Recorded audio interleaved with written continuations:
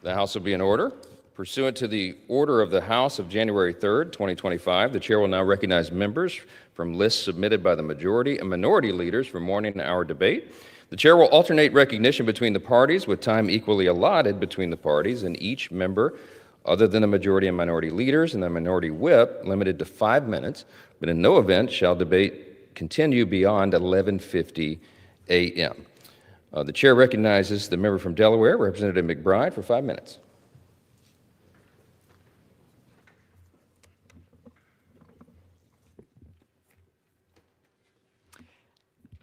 Thank you, Mr. Speaker. I rise today to honor a most hallowed occasion in the history of our republic, Delaware Day, which falls this Sunday, December the 7th. On that momentous day in 1787, the greatest state in the Union became the first state in the Union, boldly seizing the mantle of leadership by ratifying the United States Constitution before any of our hesitant sister states dared to do so. Officially declared a state holiday in 1933, Delaware Day invites each of us to reflect upon our state's central role in forging a government of the people, by the people, and for the people. We Delawareans celebrate being the first, as any eldest sibling would, that is obnoxiously and with great relish. And it is with no small measure of delight that I stand here on the House floor to celebrate my beloved home state and the noble citizens who keep its spirit alive. What we lack in size, we make up for in endless discoveries. And while December 7th may technically be Delaware Day, it's always Delaware Day in my heart. So to all Delawareans, may your Delaware Day be filled with cheer, with history, and with the profound satisfaction of knowing we beat everyone else to the punch. Today and every day, it's good being first. Mr. Speaker, I rise to honor Sue Ryan, who is retiring after 10 years of extraordinary service as the executive director of the Delaware Coalition Against Domestic Violence. For a decade, Sue has been a steady, principled voice behind a coalition that works every day to prevent domestic violence and support survivors across our state. With more than 25 years in nonprofit service as an attorney, advocate, and administrator, Sue has devoted her life to advancing justice for people too often overlooked: survivors of violence, impoverished families, refugees, and those experiencing homelessness. It has been an inspiration to watch Sue lead the Delaware Coalition Against Domestic Violence. Her integrity, compassion, and quiet strength have shaped the way I think about this work and what it means to serve with purpose. Delaware is safer, stronger, and more compassionate because of Sue Ryan's leadership. We thank her for her vision, her courage, and her unwavering commitment to dignity and safety for all. Congratulations on a well-deserved retirement, Sue. Mr. Speaker, I rise today on behalf of Delaware families who are still catching their breath after Thanksgiving, a holiday that should bring joy, not undue anxiety over the cost of a single trip to the grocery store. Last week, too many Delawareans told me that the price of their holiday meal felt heavier this year, and they're right. Delaware families are paying an average of $8,745 a year, or 14% of their income, just to put food on the table. And those grocery bills aren't rising in a vacuum. Across the first state, shoppers are seeing coffee up 21%, beef up 11%, flour, sugar, and canned fruits are each up more than 30%, costs that hit parents, seniors, and working people the hardest. At our Daily Bread, a food bank in Middletown, they're now serving 240 meals a day, up from just 200 a few months ago. A clear indication of how my neighbors are being squeezed by rising prices. Delaware families are being hit from every direction, by inflation, yes, but also by policies coming out of the Trump administration that are pouring fuel on the fire. Tariffs driving up grocery prices even higher and contributing to price uncertainty. The one big ugly bill that imposed the largest cut to food assistance in U.S. history. Premium hikes that will cost Delawareans an average of $6,000 more a year in health care. Cuts to energy investments that are pushing up electricity bills. New limits on student loan repayment that hit working people hardest. And interest rates so high they put the dream of a first home further out of reach. Delawareans deserve better than a government that increases their costs while taking away the lifelines that keep them afloat. No matter our politics, we all want the same thing: the ability to feed our families, put a roof over our heads, and find a job with dignity. That's why I'm proud to be a sponsor of legislation that would restore some common sense, banning the president from imposing tariffs without congressional approval, capping the cost of childcare, expanding health coverage, creating new pathways to home ownership, raising the minimum wage, and expanding tax deductions for working-class people. Because after Thanksgiving season, where so many families felt the strain, the message from Delaware is clear. We need solutions, not tariffs and cuts to healthcare, but policies that make life more affordable. Thank you, and I yield back. The gentlewoman yields. The chair recognizes the gentlewoman from Iowa, Ms. Miller Meeks, for 5 minutes. Thank you, Mr. Speaker. I rise today to congratulate Pelham Marching Dutch for their outstanding 2025 season and their well-earned invitation to perform at the celebration of our nation's 250th birthday in Washington, D.C. next year. This remarkable ensemble consists of 226 students who represented their community with excellent success, competing across multiple prestigious competitions. The Marching Dutch delivered their strongest performance at the Band of America regional competition, where they claimed first place in Class 2A and earned Outstanding General Effect Award. They advanced to the Open Class Finals and placed 10th overall and celebrated competitive success in Iowa's largest class size for the first time in the program history. Their invitation to perform on the 250th birthday of our great nation is a tremendous honor. I'm proud of all the members of the Pelham Marching Dutch and look forward to watching them represent Iowa at this historic celebration. Mr. Speaker, I rise today to recognize an extraordinary young Iowan, eight-year-old Marley Morris, whose kindness and compassion are making a meaningful difference in the lives of children battling cancer.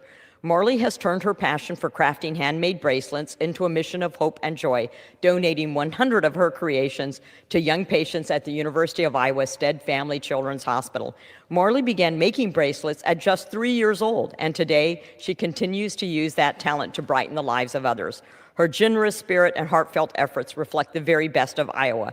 Even at such a young age, Marley reminds all of us that one person, no matter how small, can have a powerful impact on their community. I'm proud to honor Marley Morris for her inspiring generosity and for leading by example and showing what it means to serve others. Mr. Speaker, I rise today to congratulate an outstanding Iowan, Corey Linhard of Muscatine, on his induction into the Special Olympics Hall of Fame. For more than 4 decades, Corey has been a proud representative of Iowa in athletic competitions at every level, from local meets to the world stage. Corey's accomplishments are remarkable. At the 2003 World Games in Dublin, Ireland, he earned a bronze medal in the 100-meter dash and a silver in softball. 4 years later in Shanghai, China, he brought home gold in the long jump, bronze in the 400-meter dash, and placed 4th in the 4x4 relay. But Corey's impact extends beyond athletics. In 2015, he served as co-captain for the United Relay Across America, helping carry the torch from Washington, D.C. to Los Angeles. Today, he remains active in Special Olympics Muscatine, embodying the values of perseverance, dedication, and sportsmanship. Congratulations, Corey. You are an inspiration to all Iowans, and your legacy of excellence and determination is well deserving of this honor. Mr. Speaker, I rise today to honor my constituent Julie Humes of Donaldson, Iowa, a flight nurse with AirEvac Lifestream and a recipient of the American Ambulance Association's prestigious Star of Life's Award. For over 30 years, this award has recognized the best of our EMS professionals, those who go above and beyond the call of duty. Julie was nominated by her peers for her heroism during a severe car accident, volunteering in dangerous, icy conditions to help save the lives of multiple trauma victims. Thanks to her quick thinking and courageous actions, every victim survived.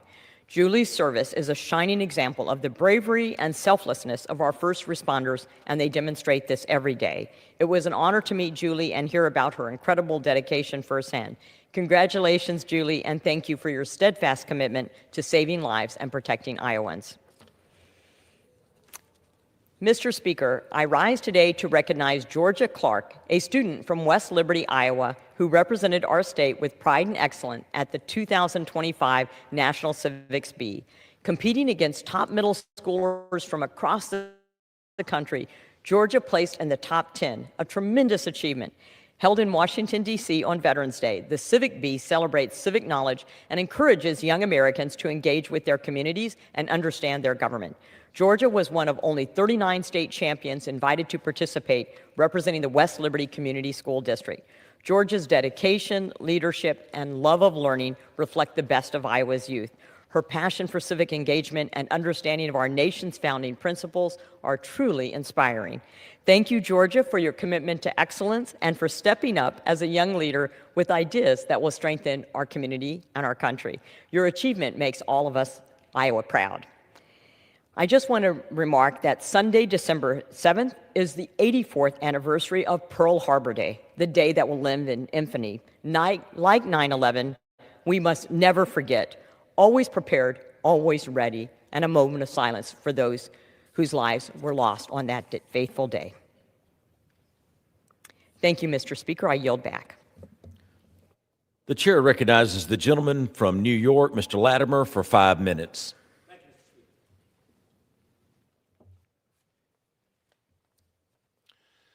Mr. Speaker, I rise to recognize the public service and accomplishments of Omaira Andino, who this week completed 2 terms and 4 years as mayor of the village of Tuckahoe, with prior service on the village board as trustee. Mayor Andino, in her professional career, has shown executive skill and leadership as CEO of the Institute for Applied Human Dynamics, an organization that supports people with intellectual and developmental disabilities to live their life on their own terms. Managing that team and its mission across Westchester would be task enough for anyone, but Mayor Andino added the responsibilities of elective office in Tuckahoe, a village of over 6,000 people in 1 compact square mile. Tuckahoe local government has all the responsibilities of any municipal entity: police protection, sanitation, parks and recreation, planning and land use functions, and more. Her leadership as mayor, charting the village and the board, and providing policy, direction, and oversight to the professional village staff brought Tuckahoe into a new era, an era of capital improvement and better service delivery. Her achievements come as she was the first woman and, as a Latina, the first person of color to lead the village government. She did not seek a 3rd term and has left Tuckahoe in the capable hands of her colleague, new mayor Kara Cronin, sworn into this past Monday. Omaira has earned the respect of all of us, and we salute her as she completes her exemplary service to the people of Tuckahoe. Mr. Speaker, I rise today in support of the Transformation to Competitive, Integrative Employment Act, which was recently reintroduced by Congressman Bobby Scott and Pete Sessions. This bill is a long overdue modernization of the Fair Labor Standards Act of 1938. In it, Section 14C permitted people with disabilities to be paid less than federal minimum wage with little hope of advancement. Today, those employed under 14C waivers make an average of $3.50 per hour. While originally well-intended, Section 14C has not lived up to its promise, and it needs to change.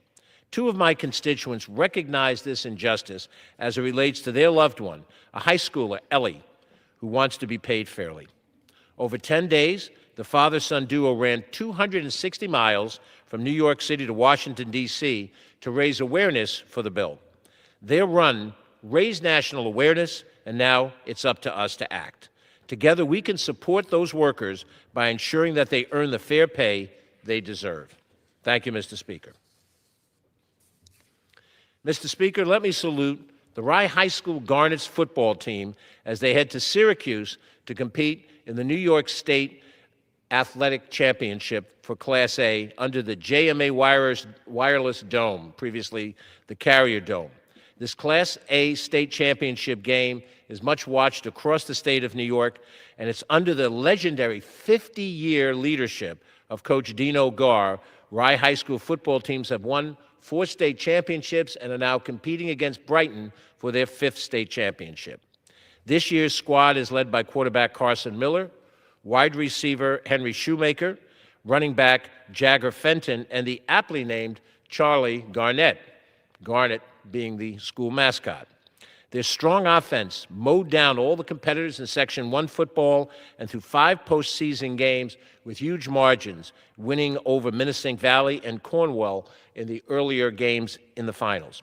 We salute the players and the coaches that have made the city of Rye proud. Go Garnets. Thank you, Mr. Speaker, and I yield back.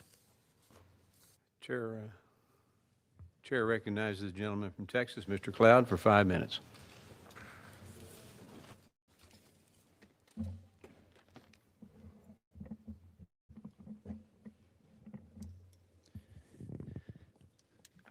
Mr. Speaker, I rise today with great pride to honor one of the most beloved sons of Texas' 27th Congressional District, Brother Gary Moses of Victoria, Texas. For more than 50 years, Brother Gary has been the heartbeat of Victoria and the entire Crossroads region. As a longtime educator at Patty Welder Middle School, a legendary radio voice on Magic 95.9, and Victoria's undisputed ambassador of joy, he has touched countless lives with his infectious smile and his genuine love for every person he meets. Whether he's emceeing the gorgeous grandma's pageant, championing the Marines' Toys for Tots on television commercials, firing up the crowd at Riverside Stadium for the Victoria Generals, or leading the Christmas parade, Brother Gary shows up with enthusiasm that lifts the entire community. At 73 years young, he's always reminding us that in Victoria, we are all family. His nickname, Brother Gary, is not just a radio handle. It's the truest description of how he treats everyone he encounters. And residents make sure he's invited to every celebration because they know an event simply isn't complete without Brother Gary's presence. Mr. Speaker, Brother Gary Moses embodies the very best of Texas spirit, faith, family, and hard work. On behalf of the people of the 27th District and the countless lives he has brightened, I'm proud to recognize him today and thank him for reminding us all of how one person truly can make a difference and make a community feel like a home. Thank you, Mr. Speaker, and I yield back. Chair recognizes the gentlewoman from Ohio, Ms. Brown, for 5 minutes.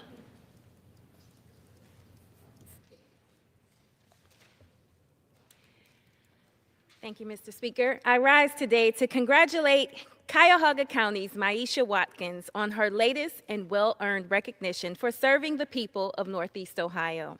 Last month, she received the Capstone Achievement Award from the University of Chicago's Community Violence Intervention Leadership Academy. This distinction highlights her as a local and national leader when it comes to violence prevention. As the executive director of the Cleveland Peacemakers Alliance and in her current role as the administrator of the Cuyahoga County Office of Violence Prevention, Maisha has dedicated herself to the hard work of public safety. For years, she has been there for the people of Cleveland, in our schools, in our community centers, in our emergency rooms, and in our most overlooked and underserved neighborhoods. She's been there taking direct action to mediate conflict, de-escalate crises, and stop the cycle of violence. This work isn't easy, but as Maisha often says, it's a calling, and it makes a difference. That's why I was outraged earlier this year when the Trump administration rescinded federal grants awarded to the Cleveland Peacemakers Alliance, grants that had been awarded by the past administration, stripped away. It was a betrayal of Northeast Ohio, but Maisha and our community have never stopped doing the work to make our neighborhoods safer, because we know that the community-oriented solutions work and that they are needed. So congratulations, Maisha, on your recognition from the University of Chicago. And on behalf of a grateful district and a grateful nation, thank you for your service and your commitment to making our Cleveland communities safer. Mr. Speaker, there's a saying, when America catches a cold, Black America gets pneumonia.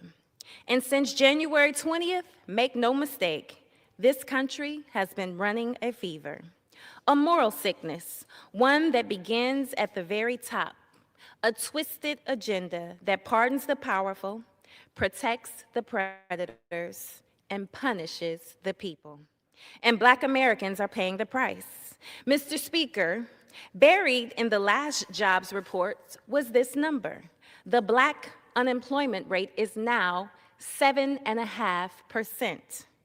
That's a recession level rate, the highest rate since the pandemic. Now, do you think they care at Mar-a-Lago?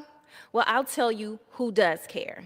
The people in the community I represent. They are watching as prices keep going up, while funding for programs people need, like SNAP, Medicaid, and the ACA, keep going down. But it doesn't stop at the kitchen table. No, we are witnessing the whole of government effort to erase Black history, to diminish Black voices, and to stifle Black progress. More than $3 billion in federal funding has been cut from HBCUs, Black communities, and Black entrepreneurs. Over 6,000 federal research programs and data sets related to racial disparities have been deleted, putting us in the dark on everything from sickle cell anemia to maternal health. We've seen Black authors pulled from school shelves and government websites quietly erase information on figures like Harriet Tubman and Jackie Robinson. And just last month, we learned that memorials honoring the contributions of Black American soldiers during World War II were stripped from a military cemetery in the Netherlands. This is not a coincidence. This is an all-out attack on our past, our present, and our future. But Mr. Speaker, let me be clear. Black Americans will not be erased. We will not be silenced. And neither will the millions of people of all backgrounds who are being harmed by this White House. It is time for us to take up their voice and carry on their fight before this sickness spreads further. And with that, I yield back. Chair recognizes the gentleman from Georgia, Mr. Clyde, for 5 minutes. Thank you, Mr. Speaker. I rise today in support of restoring our Second Amendment rights. Earlier this year, I worked diligently on and proudly voted for the One Big Beautiful Bill, which was signed into law by President Trump on July 4th. Due to my hard-fought efforts, this monumental law delivers the most significant legislative win for our Second Amendment freedoms in almost a century. Throughout the negotiations, I fought to restore our Second Amendment rights, ultimately securing a measure to zero out the $200 tax on suppressors and short-barreled firearms under the draconian National Firearms Act. This tax had been on the books since 1934, representing both an unconstitutional and financial barrier to our Second Amendment rights. Thankfully, starting January 1st, 26, American citizens will no longer be subjected to this unnecessary and unconstitutional taxation. However, the burdensome transfer and registration requirements linked to the zero tax have so far remained. Yet it was Congress's clear intent to repeal the NFA registration by eliminating the NFA taxation. After all, the two are inseparably linked. Without the tax, the associated registration requirements no longer have a legal standing. In fact, had it not been for the radical partisan Senate parliamentarian, this intent would have been explicitly written in the bill text. Apparently, what the Senate parliamentarian didn't understand is the history and mechanisms of the National Firearms Act. Congress enacted the NFA in 1934, imposing an excise tax of $200, equivalent to nearly $5,000 today, on the manufacture and transfer of certain firearms. Congress enacted the NFA pursuant to its taxing power under Article 1, Section 8 of the Constitution. The Supreme Court in Sosinski v. United States, 1937, upheld the constitutionality of the NFA's registration and transfer provisions as supportable as in aid of Congress's proper exercise of the taxing power. Furthermore, the Supreme Court in United States v. Constantine, 1935, held that a tax that doesn't generate revenue cannot be justified as a tax. Therefore, NFA registration serves as the mechanism by which ATF accounts for the tax paid on each firearm, identified by its serial number. The tax stamp affixed by the ATF on an NFA application reflects both the firearm serial number and the amount of tax paid for the transfer. Moreover, the NFA's criminal provisions pertain exclusively to the failure to pay or register the payment of the tax with the ATF. The registry is a tax registry, a registry of the tax paid on each firearm cataloged by the serial number of each firearm. So again, NFA registration and taxation are inseparably linked. You cannot have a registration of the tax paid on a firearm when there is no tax. Last month on Veterans Day, I led 30 of my House Republican colleagues in sending a letter to Attorney General Pam Bondi to reaffirm congressional intent behind the zeroing out of the NFA tax provision in the One Big Beautiful Bill, as well as to urge that the DOJ adopt this position in all litigation concerning this matter. Unfortunately, the DOJ's recent brief in a lawsuit involving NFA registration defends the draconian NFA firearm registration and ignores congressional intent. First and foremost, the legal argument to defend and keep the NFA registration simply isn't there, plain and simple. When the One Big Beautiful Bill eliminated the tax on a broad class of firearms regulated under the NFA, the constitutional foundation for applying the NFA's transfer and registration requirements to those zero-tax firearms no longer exists. These requirements now improperly operate without any corresponding exercise of Congress's taxing power. As the Supreme Court upheld the NFA's provisions only as in aid of that taxing power, and since the relevant excise taxes have been repealed, the transfer and registration requirements must likewise be understood as repealed with respect to the firearms now subject to the zero tax. The department's recent filing ignores this reality and instead offers a theory that would convert the NFA from a tax statute into a freestanding gun registry, an outcome Congress has never authorized and has repeatedly rejected. Even the 1986 Firearm Owners Protection Act prohibited a federal registration scheme, and I quote, nor that any system of registration of firearms, firearm owners, or firearm transactions or dispositions be established. In addition, when Congress reduced the Obamacare penalty to zero during President Trump's first term, the Department of Justice refused to defend the underlying flawed law. So clearly, the DOJ is fully empowered to decline statutory provisions that no longer rest on a valid, this time in defense of Americans' Second Amendment rights. When I came to Congress, I promised my constituents that one of my top priorities would be to not only fight to protect our Second Amendment rights, but to restore what we've lost. The National Firearms Act of 1934 is an unconstitutional relic that has infringed on these liberties for far too long. We must take this historic opportunity to ensure both taxation and registration on suppressors and short barrels are gone for good. Thank you, Mr. Speaker, and I yield back. Chair recognizes the gentleman from Rhode Island, Mr. Maganizner, for 5 minutes. Not here.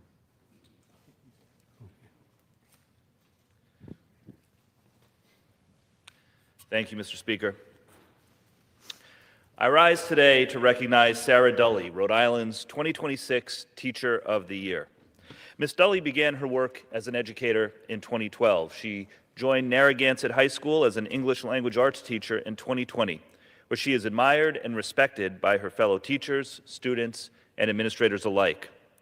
At Narragansett, she also serves as the National Honor Society Advisor and the Class of 2025's Advisor. When asked about Ms. Dully, one of her students said, quote, "My favorite thing about her is just how active and excited she is every class." Ms. Dully, congratulations on this honor. I have no doubt that you will represent our state well in the National Teacher of the Year Award program. Mr. Speaker, I rise today in honor of Dave Chenevier, who is retiring after 14 years as Executive Director of the Rhode Island Manufacturers Association and 41 years in the manufacturing industry. Dave built REMA into a powerful advocacy organization for the manufacturing industry, championing workforce development and education, and working with state leaders to bring more people into the profession. In his role, Dave built on Rhode Island's manufacturing legacy so that it will endure for future generations. On his retirement, Dave said, "When I first joined REMA, my goal was to strengthen our voice, expand our reach, and build a solid foundation for the future." He has certainly done that, stabilizing the industry after years of decline.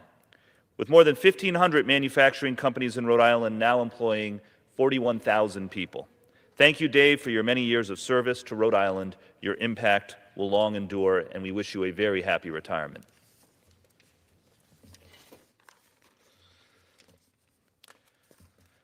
Mr. Speaker, while Donald Trump and congressional Republicans spend time building a billion-dollar ballroom, bailing out Argentina, and lavishing tax cuts on billionaires, Rhode Islanders and Americans continue to struggle with the high cost of health care.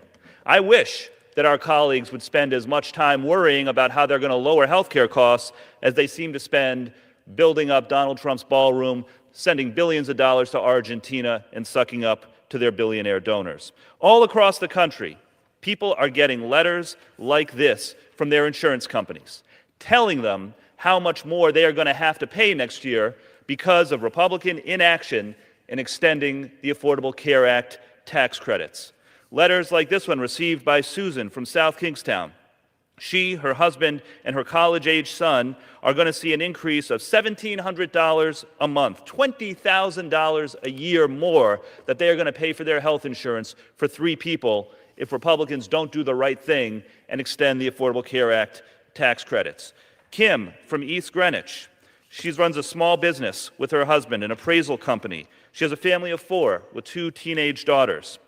Her letter that she received from her health insurance company told her that she's going to be paying $1,300 more a month next year, $16,000 a year for a family of 4.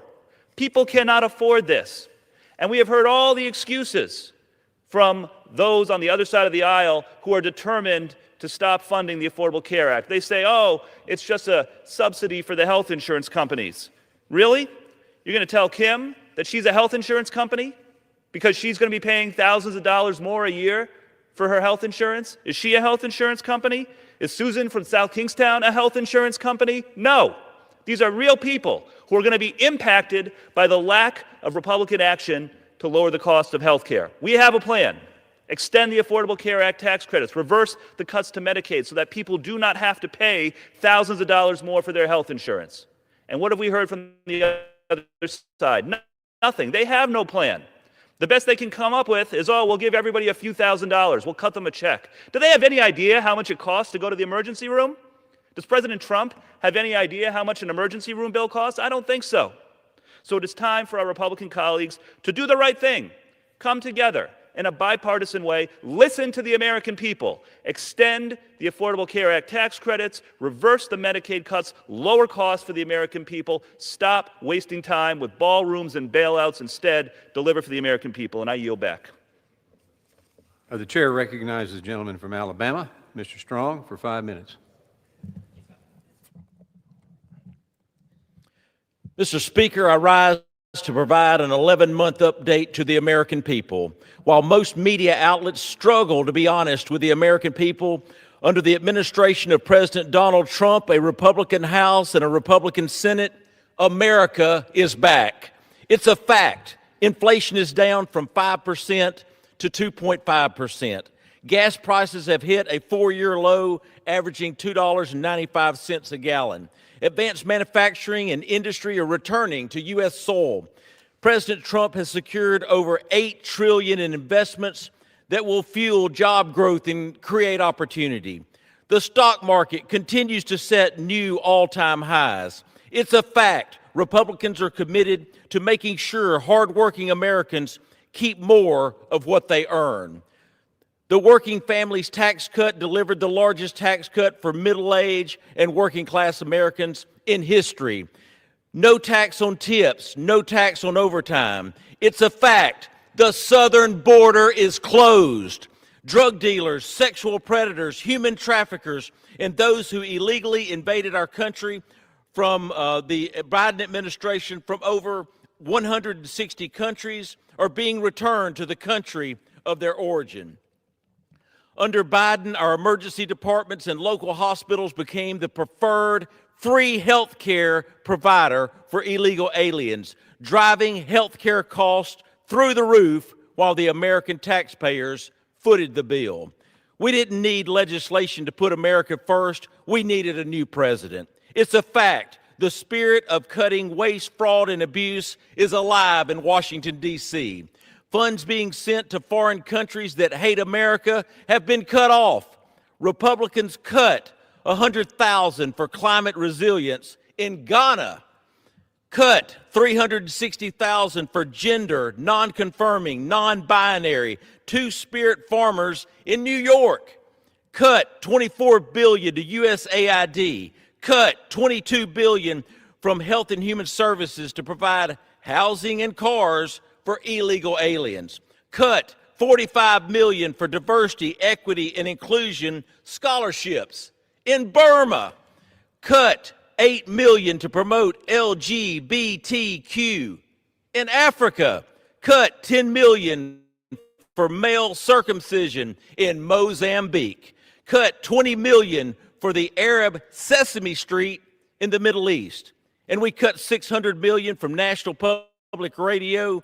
Free enterprise in America is alive and well. President Donald Trump is the president of peace, ending 8 wars in 8 months. Tell me, who in history has ever done this? The war between Israel and Hamas is over.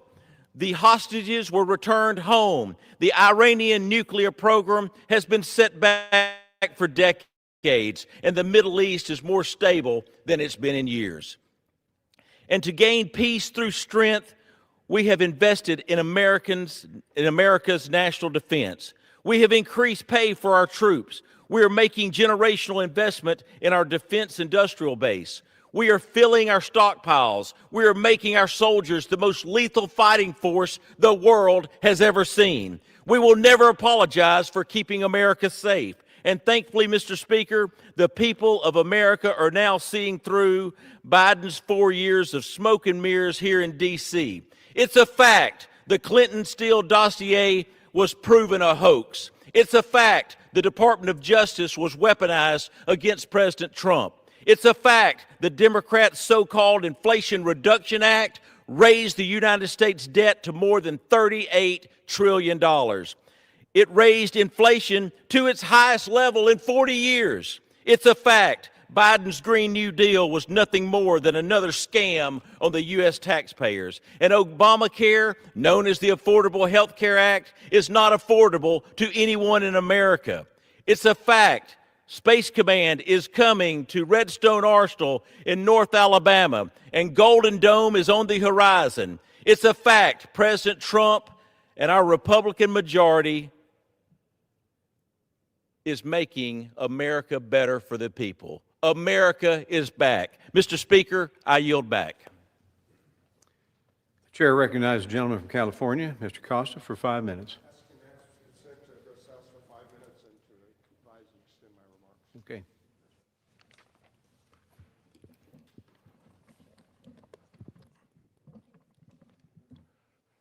Mr. Speaker, with only 10 voting days left in this year's calendar, Congress must act if we are to avert a full-blown health care crisis.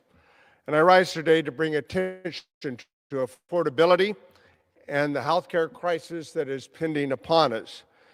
I think this is what Americans want us to do, as opposed to bailing out Argentina or figuring out how to finance a $300 million ballroom that will dwarf the size of the White House.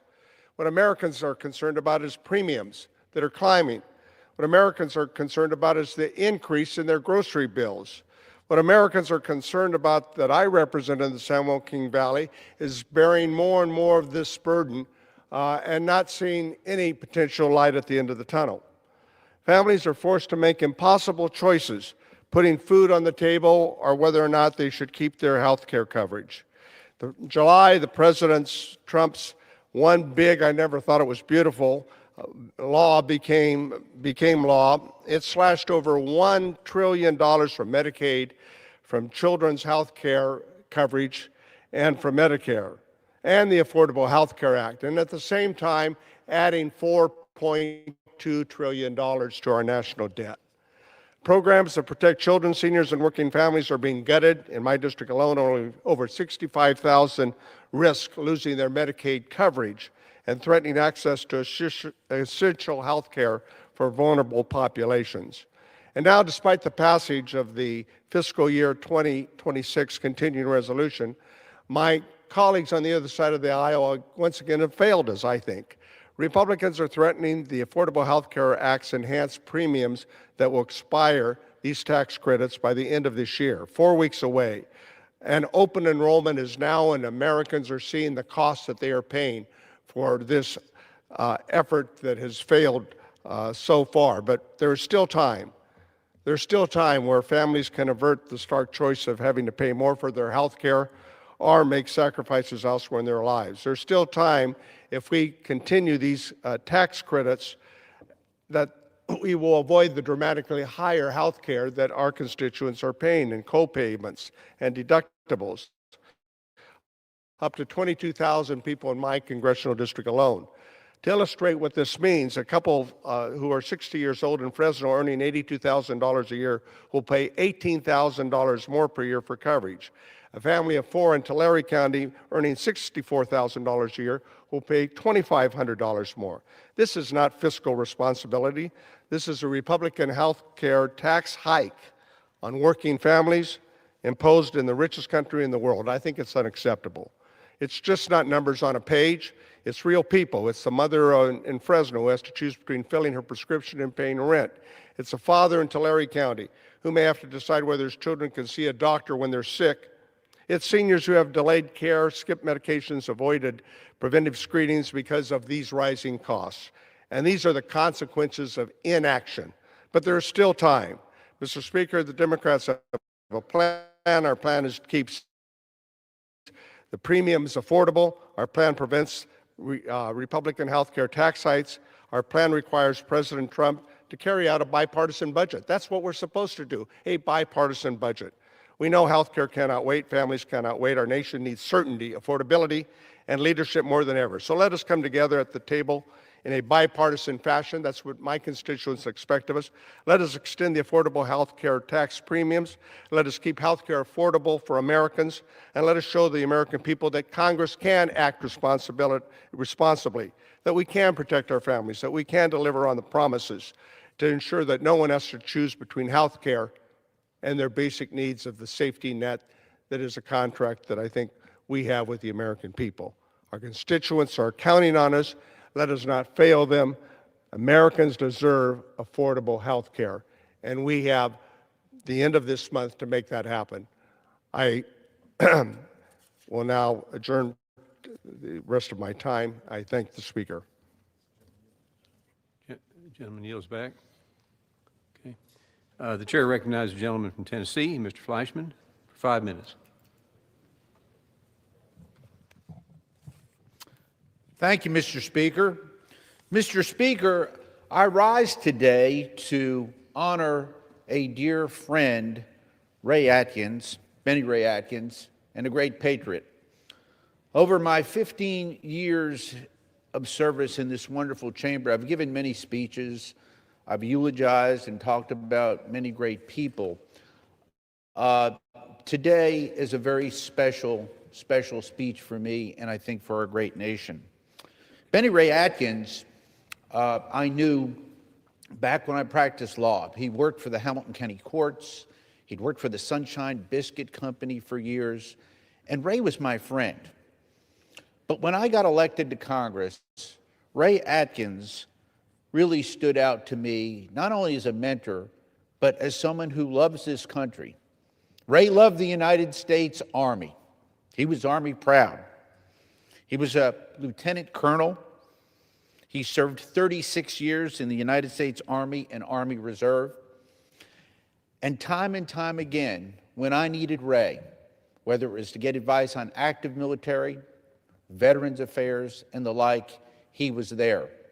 Now, the largest city in my district is Chattanooga, and Ray was from a part of Chattanooga called Lookout Valley, Tifton. It was on the western side of Chattanooga. Ray was always there, whether it was Wreaths Across America, Memorial Day, Veterans Day. He was omnipresent, always there for the veterans.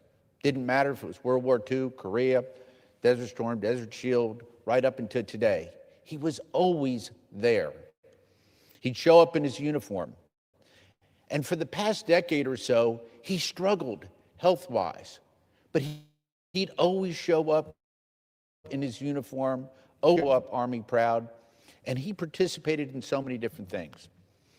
We had a situation where we put together a military advisory board, and I had people from all branches. Ray was so well respected by everyone, whether it's the Navy, the Air Force, the Coast Guard, the Marines. In that room, he was Ray, the great colonel. He loved the Army, he loved our country, he loved our veterans. He was a member of the VFW, he was a member of the American Legion. 2017 Veteran of the Year in Chattanooga, 2018 Hometown Patriot Award. This man was so well revered in Chattanooga, and rightfully so. He was honored with the Ray Atkins Interchange by the Tennessee General Assembly, our state assembly, in 2021. I drive past that on occasion. I will end by saying this. Ray, thank you for your friendship. Thank you for your service to our great nation. And thank you for being a great American. America is a greater nation because of you. Thank you, and I yield back. The chair recognizes the gentleman from California, Mr. Harder. Thank you, Mr. Speaker. I ask unanimous consent to address the House for 1 minute and to revise and extend my remarks. It's fine. 5 minutes. Thank you, Mr. Speaker. I rise today because this weekend my community in Stockton, California was shaken by a horrific mass shooting. Families were gathered at a banquet hall for a 2-year-old's birthday party. They were about to cut the cake when gunshots rang out. 4 people were killed, including 3 kids. They were 8, 9, and 14 years old. 13 more were injured. Think about that for a second. As a dad, I cannot fathom the pain these families are feeling right now. This was supposed to be a moment of celebration, and instead, it became a nightmare that has rocked our community to its core. Mr. Speaker, I ask for a moment of silence to honor the victims, including Amari, Susano, Maya, Journey, and their families as they navigate this tragedy.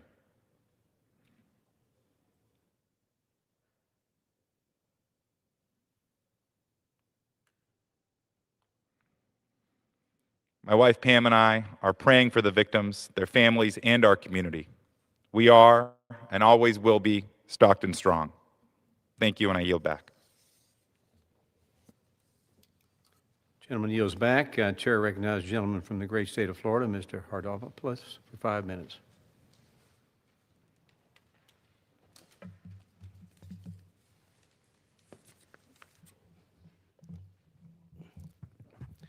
Thank you, Mr. Speaker. I rise today with a heavy heart to honor the life, service, and sacrifice of Deputy Terry Sweeting Mashkow of the Indian River County Sheriff's Office, who was tragically slain in the line of duty. Deputy Sweeting Mashkow served the community with courage, professionalism, and deep compassion. She was the kind of public servant every community hopes for.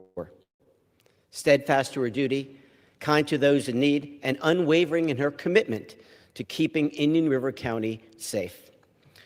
Her loss is felt not only by her brothers and sisters in law enforcement, but by every family she protected, every neighbor she reassured, and every life she touched. Today we honor not only her heroism, but the legacy she leaves behind. We also hold in our prayers her husband, Casey, her daughter, and her family, and the entire Indian River Sheriff's Office as they face this heartbreaking tragedy from a person who served their community for over 25 years.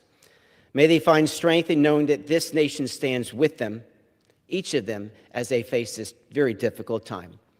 And I thank our sheriff in Indian River County, Sheriff Flowers, and his incredible team who put together a dignified funeral yesterday, honoring her life. Deputy Terry Sweeting Mashkow gave her life in service to others. For that, we are forever grateful.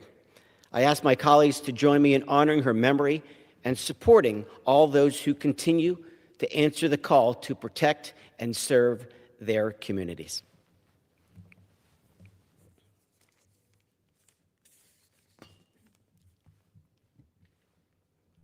Mr. Speaker, today I rise to honor the life of David Long, a local locksmith in Indian River County, an Army veteran who was tragically killed in Vero Beach while assisting deputies during a court-ordered eviction. David was simply doing his job, fulfilling a legal obligation, supporting law enforcement, and helping keep the process orderly and safe. By every account, he was a kind, dependable member of the community. He has served his country in uniform and continued serving in his civilian life through honest work and quiet professionalism. What happened to him should never happen to anyone. This tragedy is a sobering reminder of the risk that not only our deputies, but our civilians take in working alongside them when they face the realities of simply upholding the law. May we honor his memory by standing firmly with those who keep our communities safe and recognizing that everyday heroes come in not always in the uniform. But we remember David Long today for his service and as a person who makes America the great nation that he is. May David Long rest in peace. Mr. Speaker, I rise today about this issue of affordability. I find it shocking that the Democrats actually had the gall to talk about the issue of affordability after 4 years of failure. 9% inflation, higher interest rates, just challenges across the board for everyday Americans. And I think one of the reasons why our party has the majority today is simply because they failed for 4 straight years. They never cut taxes on overtime or tips, let alone Social Security. We did. And we think this is going to help turn around a very challenging situation which we inherited. And so I look forward to the debate over the next month and how we take down even more prices so that Americans can have a more affordable life. But this is a challenge of our day, and I'm glad that we are talking about affordability because for too long, Washington, D.C. has turned its back on the issue. And with that, Mr. Speaker, I yield back. Chair recognizes the gentlewoman from Washington, Ms. Rance.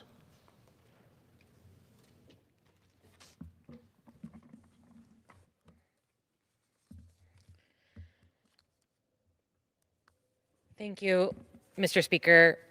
I come to the floor today to raise the alarm on the Republican healthcare crisis.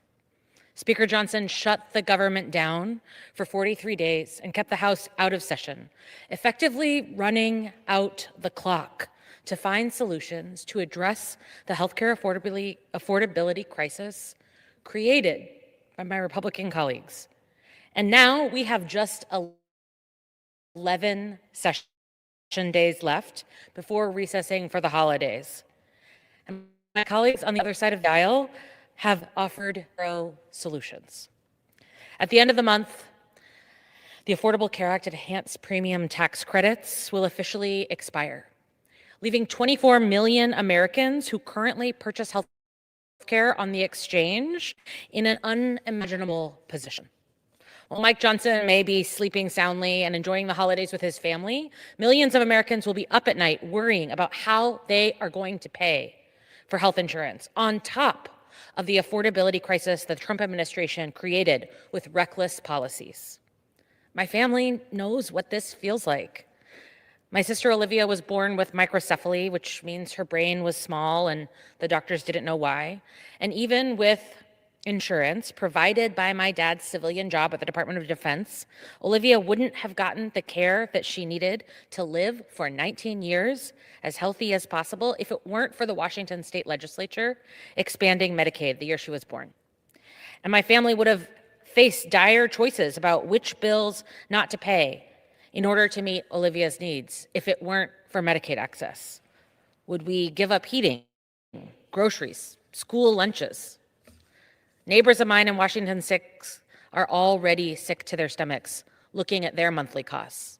For example, a couple in Clallam County, ages 60 and 55 with a household income of $85,000. For them, the least expensive plan available would jump from $127 a month to $1,485 per month. 1,062%. That same couple in Kitsap County, where I grew up, would go paying to almost $1,500 a month under the least expensive plan. That's an annual insurance bill of $24,000 without even having to go to the doctor for a medical emergency or routine health care. I recently heard from a neighbor in Port Townsend who said, "My husband is retiring in a few weeks. She retired years ago. So although we currently have good benefits packaged through his work, we will be on our own for coverage soon." Only yesterday, we learned of the substantial increase through Health Plan Finder. We've now determined that the best way to cover our upcoming healthcare costs will be for me to take my Social Security early.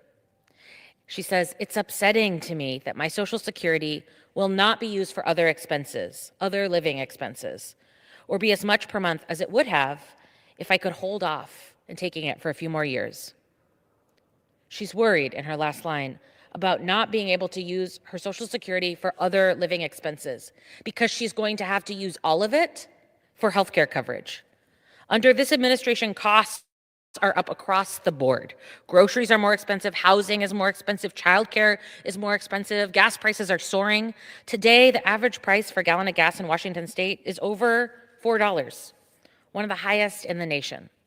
Healthcare costs are only one aspect of why millions of Americans are needlessly suffering under this administration. We don't have to keep living like this.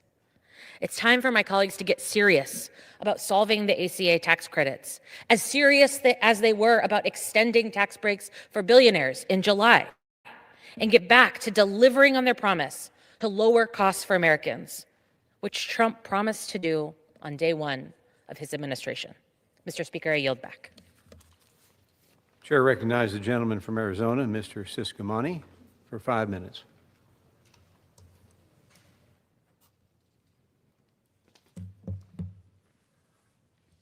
Thank you, Mr. Speaker. I rise today to congratulate South Point High School's girls flag football team for winning the 4A state championship in its first season. On November 22nd, the Lancers took home the state title in a fierce match against Mesa Eastmark. Even the 2-hour weather delay couldn't stop the Lancers from taking down the number 2 ranked Eastmark, 17-0. Winning them the 4A title in the first year of the girls flag football program. In an impressive season that they finished 16-1. Freshman quarterback Isla Collins, who is a youth national team player for the United States, led her team with 2 rushing touchdowns, scoring her first at the end of the first quarter and adding her second touchdown in the middle of the fourth quarter. Additionally, junior Andy Kalkovic added a 21-yard field goal, extending the Lancers' lead. To Coach Barry Peterson, the entire team, and everyone who played a part in this successful first season, congratulations. There are undoubtedly many, many more to come ahead. You have made your school and our community incredibly proud. Lancers, enjoy this victory. You earned it. Congratulations once again.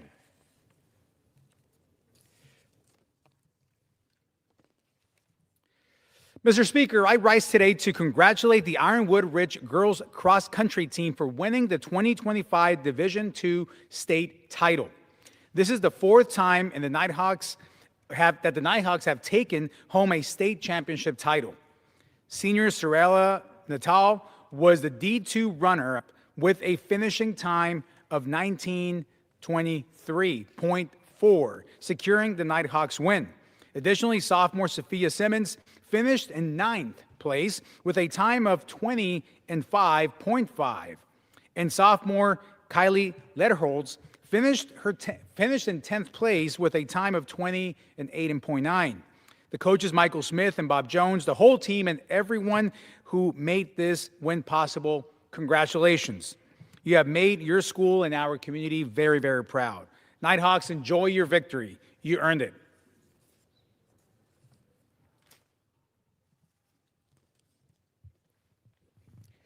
Mr. Speaker, I rise today to congratulate South Point Catholic High School's girls volleyball team for winning the 4A state championship for the first time in 5 years. The number 1 ranked Lancers took home the 4A conference state title against the number 3 ranked American Leadership Academy, Quinn Creek, with a score of 3-1. After a struggle to maintain the lead, they prevailed in the end, including an impressive 6-0 run in the 4th set. Senior Kate Mobley earned the tournament's MVP title with a powerful performance of 11 kills, 22 digs, 25 receptions, and 5 solo blocks. On their way to the top, the team took down the number 16 other teams around the region as well from all across the state. This thrilling victory marks South Point's 4th state championship win and caps off an amazing season in which South Point Catholic went 24-2 overall. To Coach Keith Rubio, the team, and everyone who played a part in this successful season, congratulations. There are undoubtedly many more wins ahead. You have made your school and your community incredibly proud. Lancers, enjoy this victory. Once again, you earned it. Congratulations on this again. Mr. Speaker, I rise today to congratulate the 28 NJ ROTC cadets from Cienega High School, Andrada High School, Empire High School, and Micah Mountain High School, who competed at the Area 20 Stars and Stripes field meet in El Paso, Texas, under the leadership of Commander Micah Brewer. These cadets did an amazing job and brought home a number of impressive awards. They placed #1 overall, as well as for personal inspection, physical fitness team, and armed drill team regulation, and unarmed drill team exhibition. They placed 2nd for unarmed drill team regulation and color guard. They placed 3rd for academic team and armed drill team exhibition. Additionally, Madeline Michael won the individual award for most sit-ups for girls, completing a total of 178. To these 28 cadets and all who took part of this special competition, congratulations. You have worked hard and have made your school and our community extremely proud. Congratulations once again on all your wins. They were all well earned. Thank you. I yield back. Pursuant to Clause 12A of Rule 1, the Chair declares the House in recess until noon today.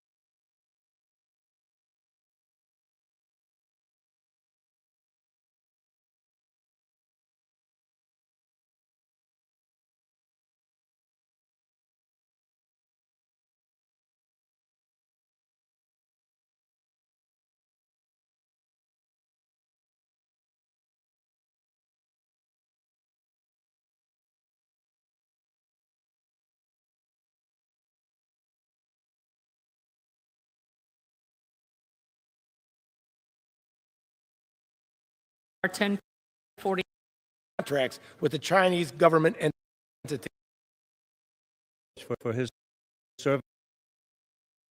Sovereign God,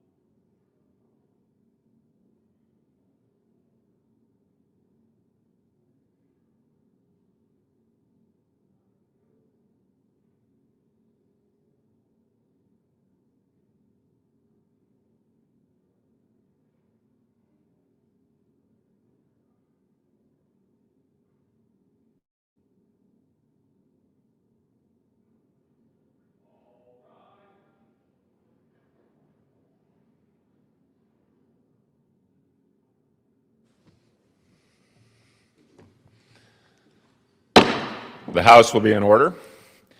The prayer will be offered by Chaplain Kibben. Would you pray with me? Sovereign God, receive us into your presence as each one who enters this chamber seeks your guidance in ensuring the welfare of this nation. Though of disparate voices and conflicting opinions, we want the best for our compatriots and our communities. And so we ask your assistance in ensuring that we do not just settle for tolerating one another, but commit to communicating respectfully and carefully in our proceedings.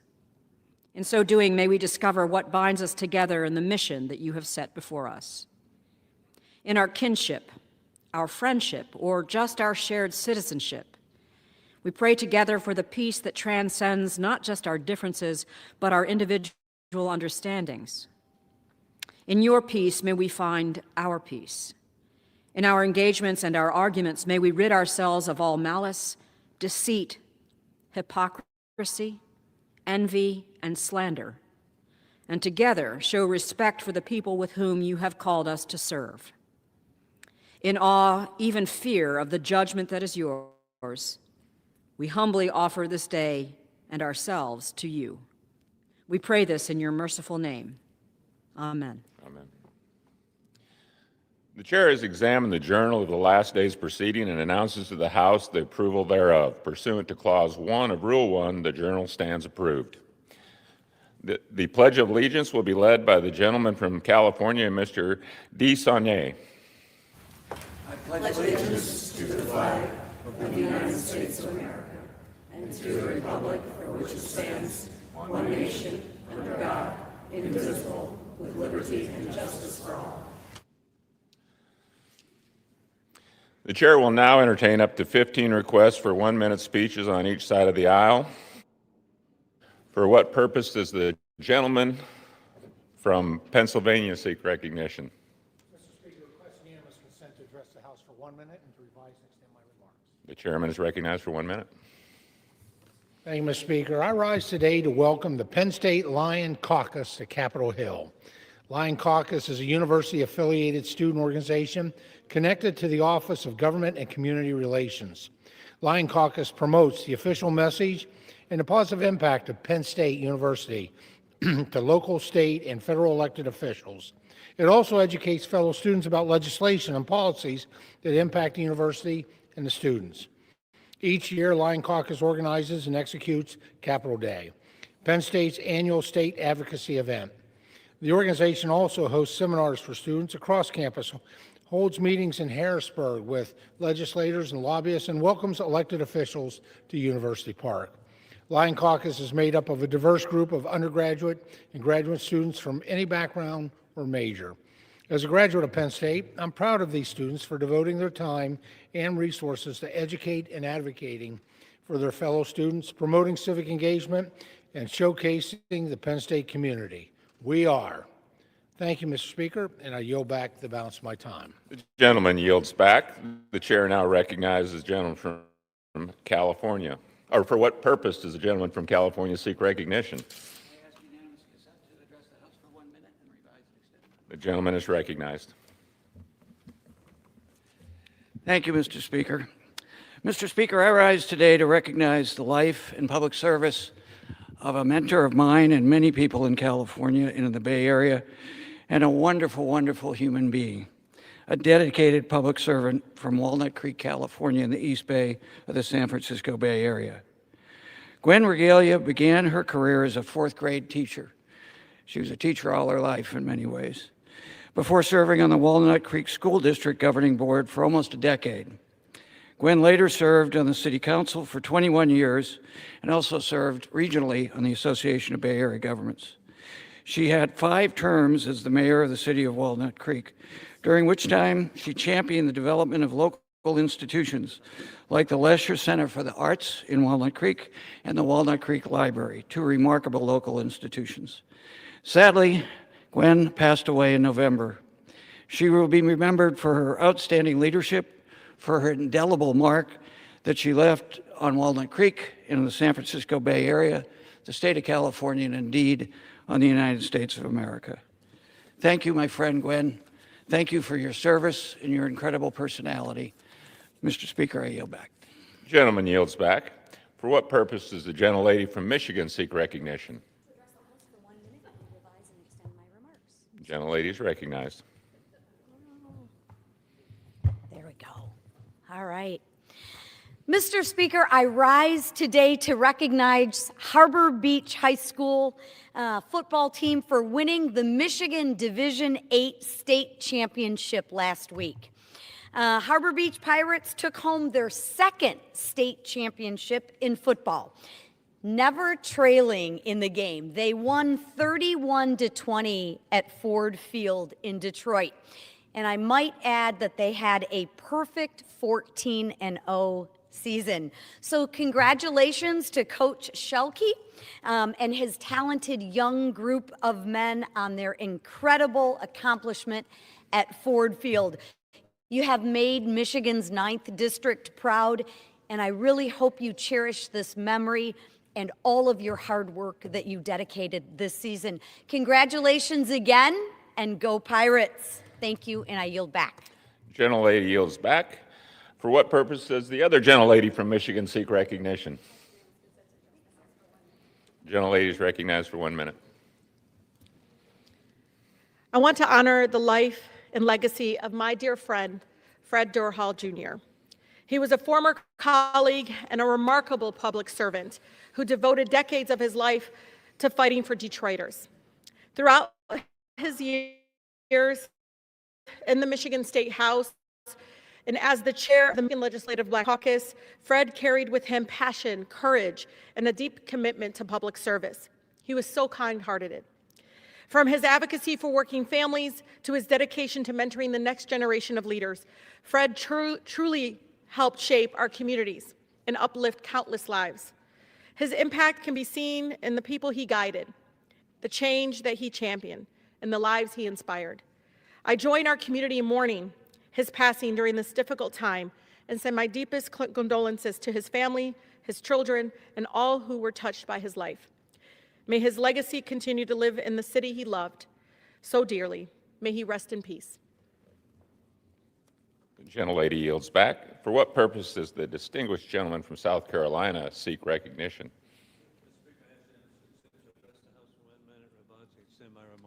The gentleman is recognized for 1 minute. Thank you, Mr. Speaker. I am grateful to recognize Army Congressional Fellow Captain Andrew Andy George for his service to America and the citizens of South Carolina. Throughout his dedication with the office, Andy has been a valued team member for legislation supporting the military and veterans. After graduating from Virginia Tech, Andy served in leadership positions within the 101st Airborne Division, including deployment to Syria with Operation Inherent Resolve. Andy later served as a Special Operational Detachment Commander for multinational exercises in Central and South America. Impressively, Andy is a White House military social aide. The only unfortunate quality about this Massachusetts native is that he is a fan of the New England Patriots. In conclusion, God bless our troops as the global war on terrorism continues. Trump is reinstituting peace through strength, revealing war criminal Putin lies, insulting Trump, and mocking Trump envoys Steve Witkoff and Jared Kushner in Moscow today as Putin threatens expanded war in Europe. I yield back. Gentleman yields back. For what purpose does the distinguished gentleman from North Carolina seek recognition? The gentleman is recognized for 1 minute. Mr. Speaker, Thanksgiving brought families together to enjoy delicious meals, as some of us are still recovering. There were two fortunate turkeys, one named Gobble, the other Waddle, from Travis and Amanda Pittman's farm in Wayne County, North Carolina, and they were selected for a presidential pardon. They went on a journey from the East to the White House. They even stayed at the Willard Intercontinental Hotel and now at North Carolina State University. Although Gobble and Waddle survived the dinner table, they shine a light on the dedication of our agriculture community and the hard work that's taking place with companies such as Butterball and the National Turkey Federation. Farmers allow these long-standing traditions, and we must never forget it. let us take a moment to recognize Eastern North Carolina farmers and those across our country. I'm extremely proud to honor the Pittmans and Gobble and Wobble as they strut their stuff now with the Wolf Pack. I yield back. Gentleman yields back.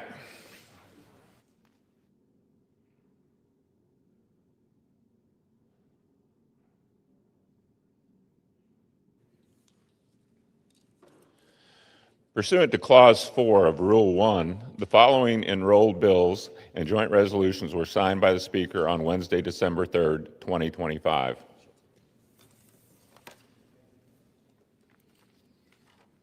H.R. 970, H.R. 983, H.R. 1912, and House Joint Resolution 130.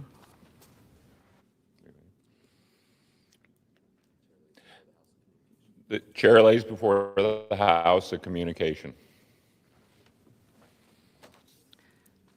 The Honorable the Speaker, House of Representatives, sir, pursuant to 44 U.S.C. 2702, I hereby appoint as a member of the Advisory Committee on the Records of Congress the following person: Mr.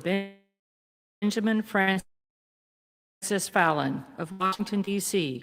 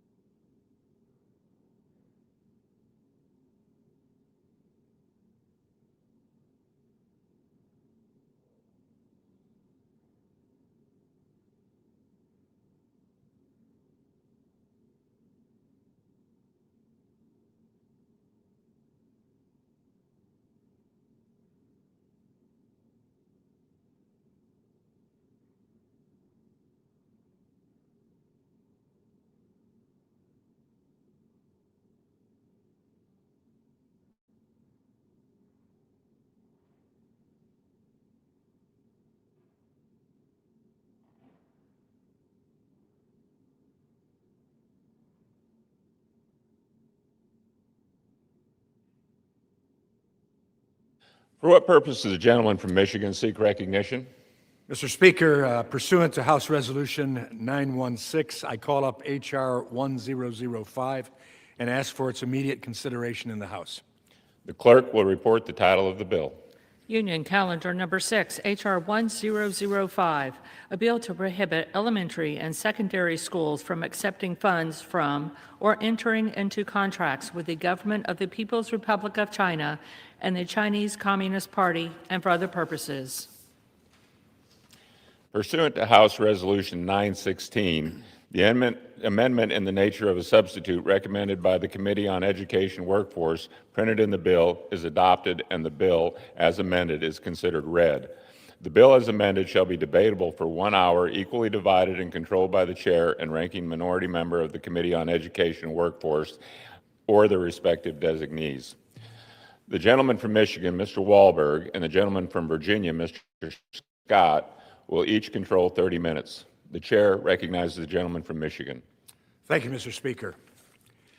Mr. Speaker, I ask unanimous consent that all members may have 5 legislative days in which to revise and extend their remarks and to insert extraneous material on H.R. 1005. Without objection. I yield myself, Mr. Speaker, such time as I may consume. The gentleman is recognized. I rise in strong support of H.R. 1005. For much of the 20th century, the United States bravely confronted the threat of communism worldwide. As the Soviet Union oppressed its own people and extended its influence abroad, countless Americans dedicated their lives to stopping the spread of repressive ideology. In 1987, President Reagan famously called on Secretary Gorbachev to tear down this wall at the Brandenburg Gate. A few short years later, the Berlin Wall fell.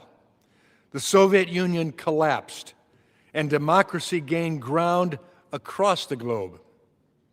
In the years that followed, democracy and Western values flourished, but authoritarian regimes like the Chinese Communist Party have chosen repression over freedom, indoctrinating their citizens to embrace socialism and communism, ideals fundamentally opposed to American values of liberty, freedom, and self-determination. Now we're seeing those same authoritarian efforts reach into our classrooms. While some are now closed, the CCP established Confucius Institutes on college campuses and Confucius classrooms in K-12 schools, funding programs with untold dollars, marketed as cultural exchanges to teach Chinese language and culture. These classrooms are in reality beachheads in the war for young minds. That's why I'm proud to support H.R. 1005, the Combating the Lies of Authoritarians in School Systems, known as the CLASS Act, from Representative David Joyce and Representative Michael Rulli.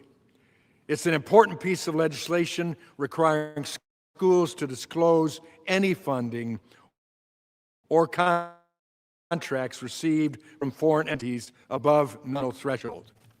For too long, schools have allowed foreign adversaries to funnel propaganda into classrooms, propaganda that rewrites history and undermines American values.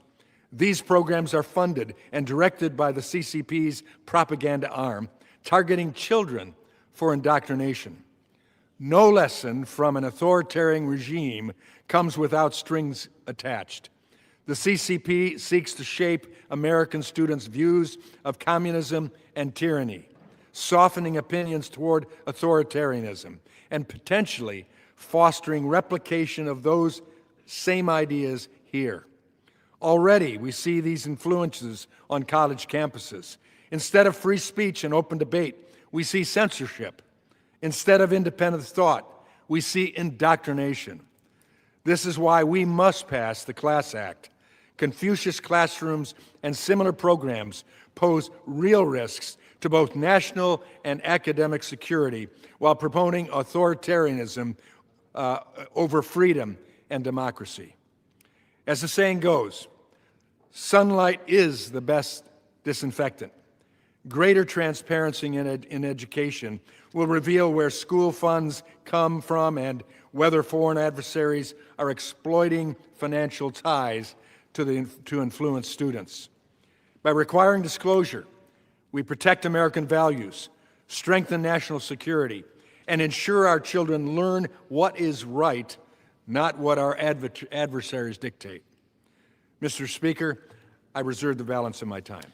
The gentleman from Michigan reserves. The gentleman from Virginia, Mr. Scott, is recognized. Thank you, Mr. Speaker. I rise in opposition to H.R. 1005, the Combating the Lies of Authoritarians in School Systems Act.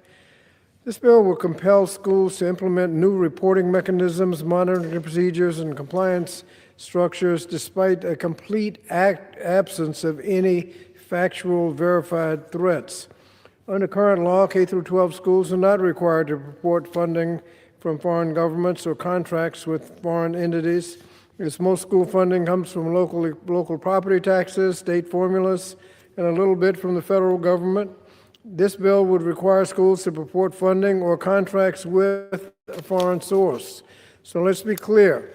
There's no evidence that K-12 schools are under any threat from misinformation or covert influence by authoritarian foreign governments in any measurable way. If passed, school districts may already facing shortages of teachers, counselors, and support staff.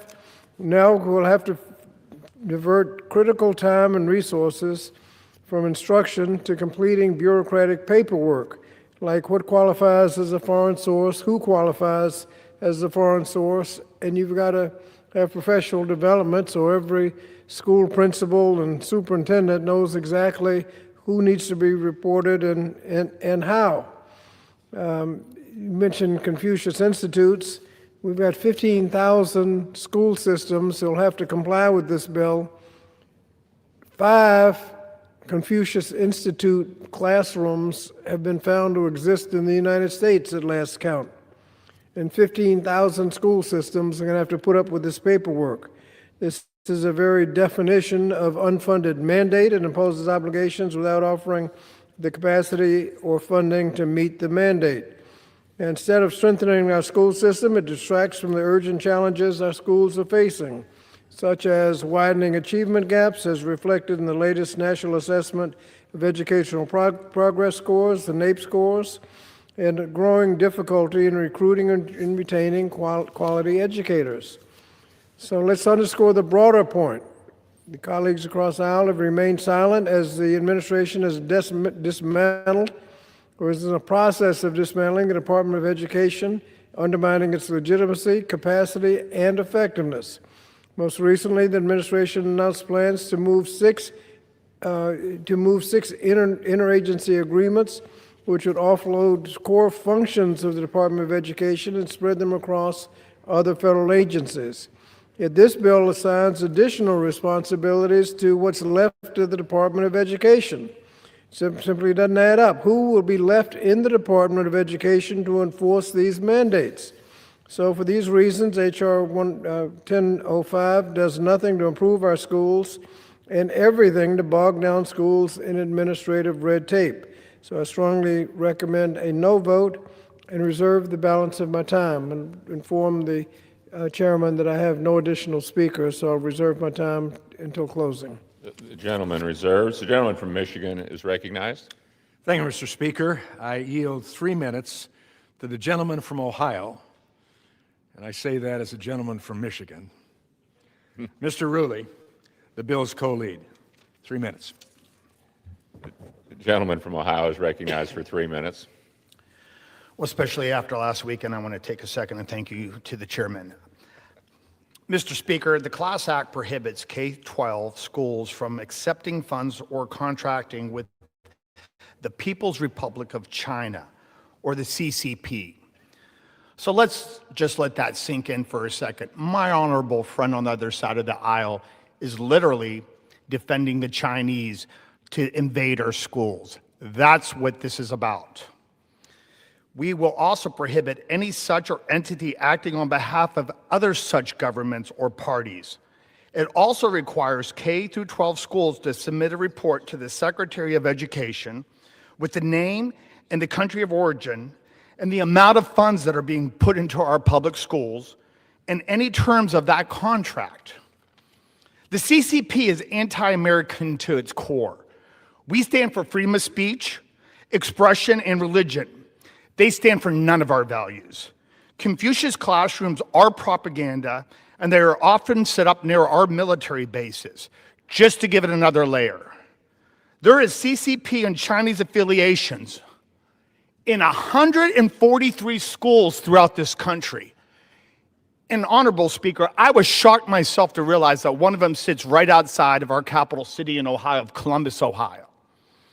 This is unacceptable. They could be coming to a school near you very soon. So with that, this is why I urge a yes vote from all my colleagues, especially from the other sides of the aisle. We do not want them to be labeled as pro-Chinese, but as pro-American. This is not going to have a lot of cost that is going to be put onto a school district. I was a school board member. This is very, very few requirements to actually log in and say where this money is coming from. I urge a yes vote today on H.R. 1005, otherwise known as the CLASS Act. And with that, Mr. Speaker, I yield my time. Gentleman from the Buckeye State yields. The gentleman from Michigan is recognized. Thank you, Mr. Speaker.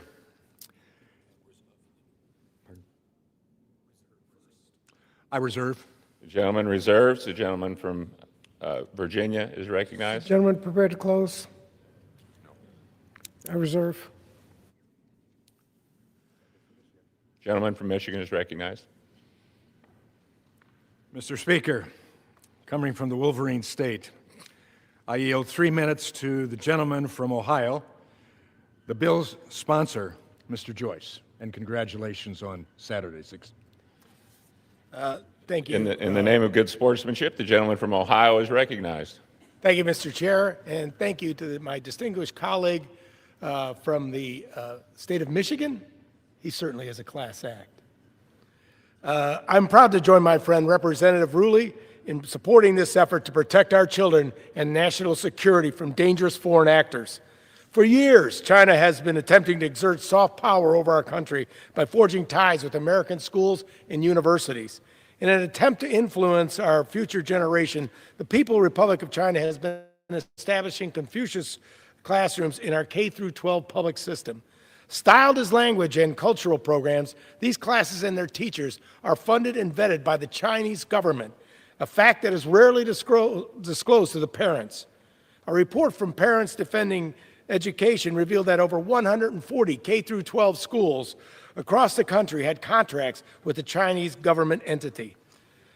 Attached to these contracts are a variety of incentives, including fully funded teacher exchanges, Chinese language programs, and opportunities for American students to learn in China. However, this funding comes with strings attached. These teachers can also be terminated if the CCP deems that they violate Chinese laws or go against the national interest of China. The Class Act combats this foreign interference by preventing our public schools from accepting these funds. It also ensures that the Department of Education will be notified of these contracts. As China seeks greater influence in education across the globe, we should take common sense steps to protect our children and maintain the integrity of the U.S. system of schools. These Confucius classrooms are just another example of the CCP trying to exert influence outside their borders, and the fact that they are targeting our kids should be a significant cause for concern. That's why I urge my colleagues to support this legislation and demonstrate that Congress will always fight to protect our children and national security.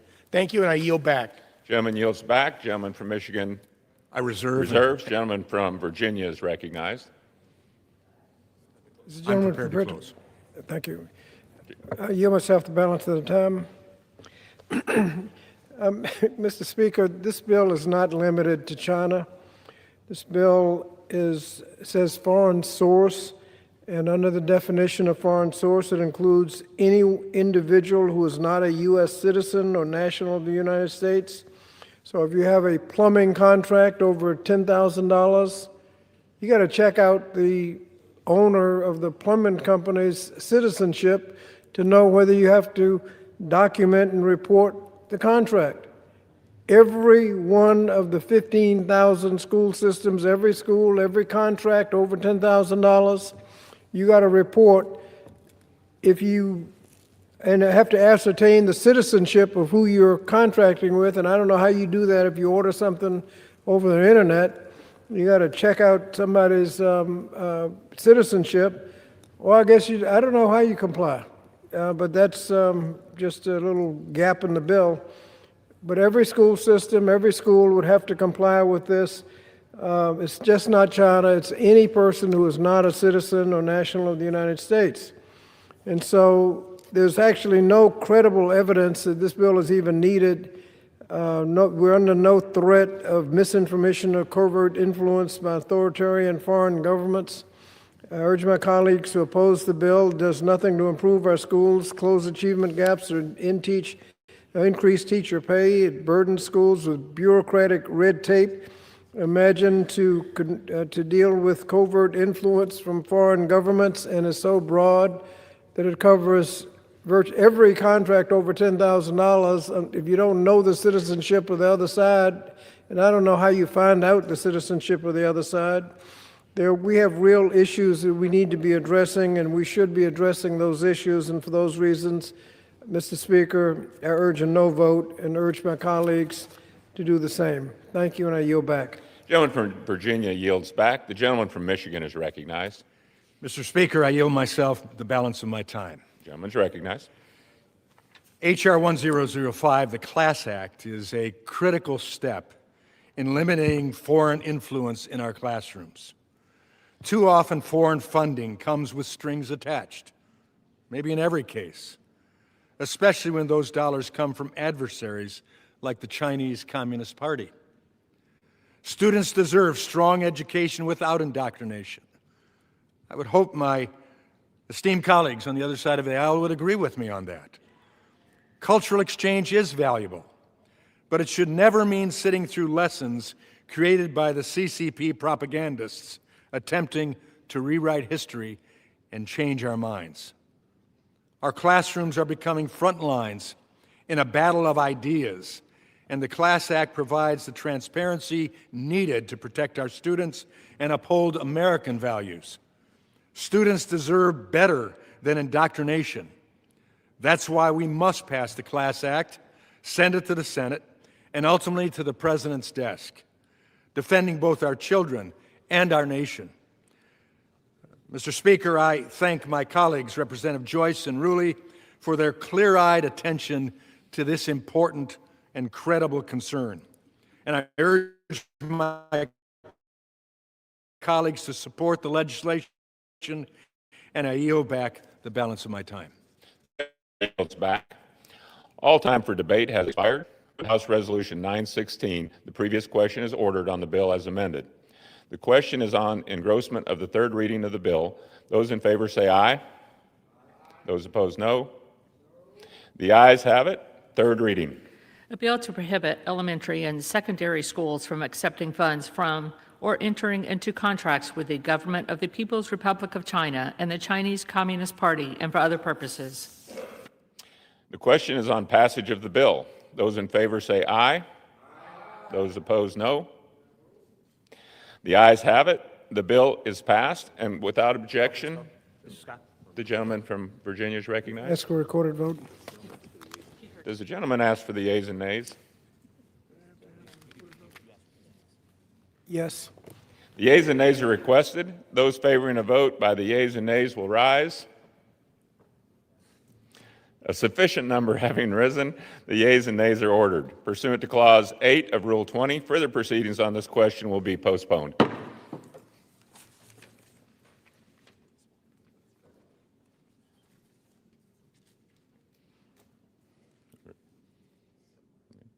For what purpose does the gentleman from Michigan seek recognition? Mr. Speaker, pursuant to House Resolution 916, I call up H.R. 1049 and ask for its immediate consideration in the House. The clerk will report the title of the bill. Union Calendar Number 7, H.R. 1049, a bill to ensure that parents are aware of foreign influence in their child's public school and for other purposes. Pursuant to House Resolution 916, the amendment in the nature of a substitute recommended by the Committee on Education and Workforce printed in the bill is adopted, and the bill as amended is considered read. The bill as amended shall be debatable for 1 hour, equally divided and controlled by the chair and ranking minority member of the Committee on Education and Workforce or the respective designees. The gentleman from Michigan, Mr. Wahlberg, and the gentleman from Virginia, Mr. Scott, each will control 30 minutes. The chair recognizes the gentleman from Michigan. Thank you, Mr. Speaker. Mr. Speaker, I ask unanimous consent that all members may have 5 legislative days in which to revise and extend their remarks and to insert extraneous material on H.R. 1049. Without objection. Mr. Speaker, I yield myself such time as I may consume. I rise in strong support of H.R. 1049. Mr. Speaker, we need greater transparency in American education.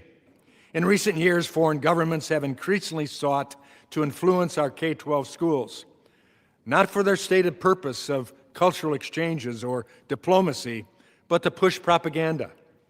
The Chinese Communist Party, for example, has spent untold sums across hundreds of schools to indoctrinate or influence thousands of children. These so-called Little Red classrooms were sold as opportunities to teach Chinese language and culture, but in reality they require teachers to omit discussion of human rights abuses, present the CCP in a positive light, and rabidly celebrate the regime.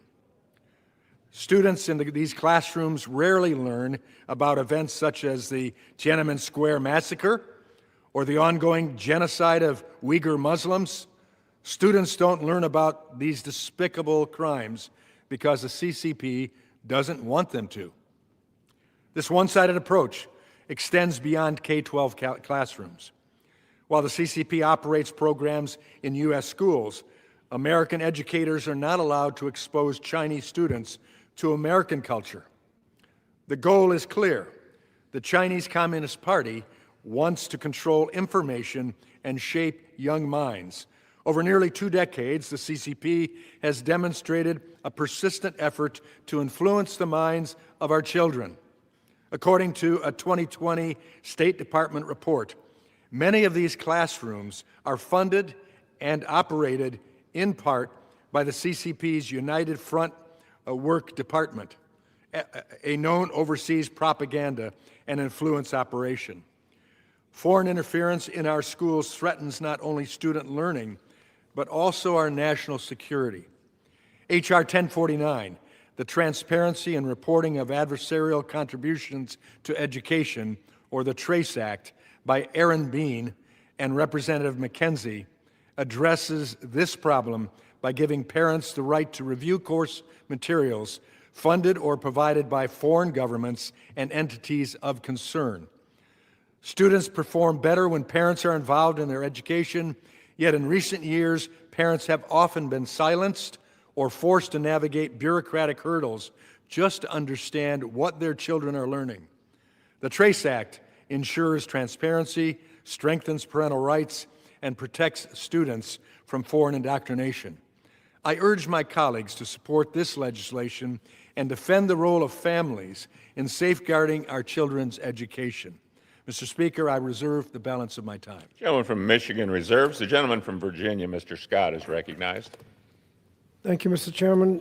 Mr. Speaker, I rise today in opposition to H.R. 1049, the Transparency and Reporting of Adversarial Contributions to Education, or the TRACE Act. This bill suffers from many of the same shortcomings of the earlier bill we just discussed. And this bill, 1049, would require schools to allow parents to access certain information if it was paid for by a foreign entity of concern. It doesn't say China, it says foreign entity of concern. This means that all teachers, administrators, professional development materials, salary information, as well as the school district's contracts and records for all materials purchased from or paid for by a foreign entity of concern. While this is not currently required by law, parents now already have access to their children's records, including their curriculum under the Protection of Pupil Rights Amendment, or PPRA. It's worth noting that there's no evidence that foreign entities of concern are contributing to public schools at any scale. We've already noted that there are 5 Confucius Institutes throughout the United States, throughout 15,000 school systems. The H.R. 1049 would impose new layers of reporting, auditing, and bureaucracy on every school district in the nation, yet once again without allocating a single dollar to support these added responsibilities.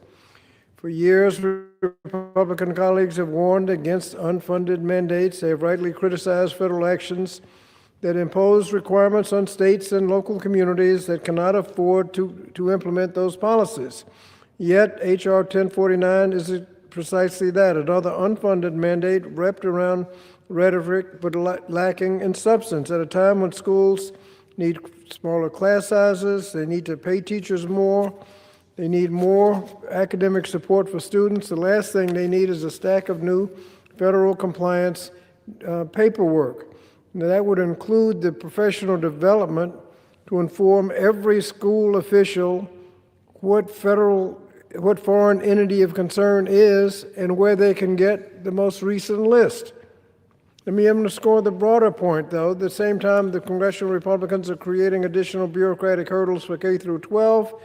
The Trump administration is actively dismantling the Department of Education.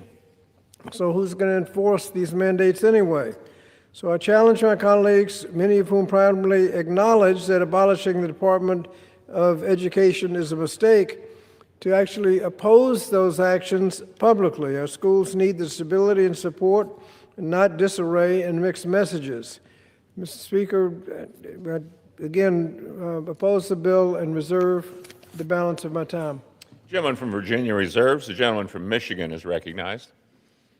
I thank the Speaker, and I would remind my friend and colleague from Virginia that the U.S. Department of Education has been in place while our concerns with foreign influence have been developed and ultimately caused the concerns that we address today. And we believe that what is being done with reshaping how we deal from the federal level with our local community schools will in fact be more conducive to the ability for them to deal with key issues of concern, such as national security, when we see that as necessary. Mr. Speaker, I yield 6 minutes to the gentleman and world-class auctioneer from Florida, Mr. Bean, who's unwilling to auction off our children's future to any malign actor. Mr. Bean, you are recognized for 6 minutes. The gentleman from Florida is recognized for 6 minutes. Thank you very much, Mr. Speaker, and thank you, Chairman Walberg. We've all heard the saying, there is no such thing as a free lunch. Turns out, Mom and Dad were right. Everything comes at a price, and nothing is free. Every dollar that flows into American classrooms from foreign countries comes with strings attached. This is particularly true for China, whose strategy is to gain a foothold in America's educational system, to steal personal data, and to manipulate the material children are being taught. Millions of dollars of Chinese funds have flowed into America's K-12 classrooms, where students are subject to Chinese Communist Party propaganda under the guise of Chinese language and culture programming. In fact, a recent Parents Defending Education investigation found that 143 schools across 34 states hosted a Confucius classroom or otherwise had ties to the Chinese Communist Party. But wait, Mr. Speaker, there's more. Disturbingly, the same investigation found that the CCP specifically targeted schools around 20 U.S. military bases. But China is not the only country making sizable investments in K-12 schools across the country.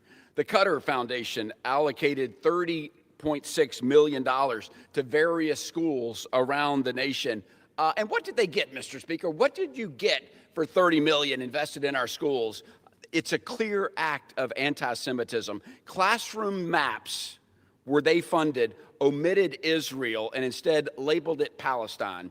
And following a congressional hearing last year, New York public schools acknowledged receiving large donations from Italy and South Korea. These blatant attempts to inject foreign ideologies into our schools undermines the fundamental purpose of American education. It goes without saying that we should be teaching American values in American schools. This is what happens when institutions of learning accept the Trojan horse of foreign funding. But it shouldn't take an act of Congress or a congressional investigation hearing for parents to know who was funding their schools.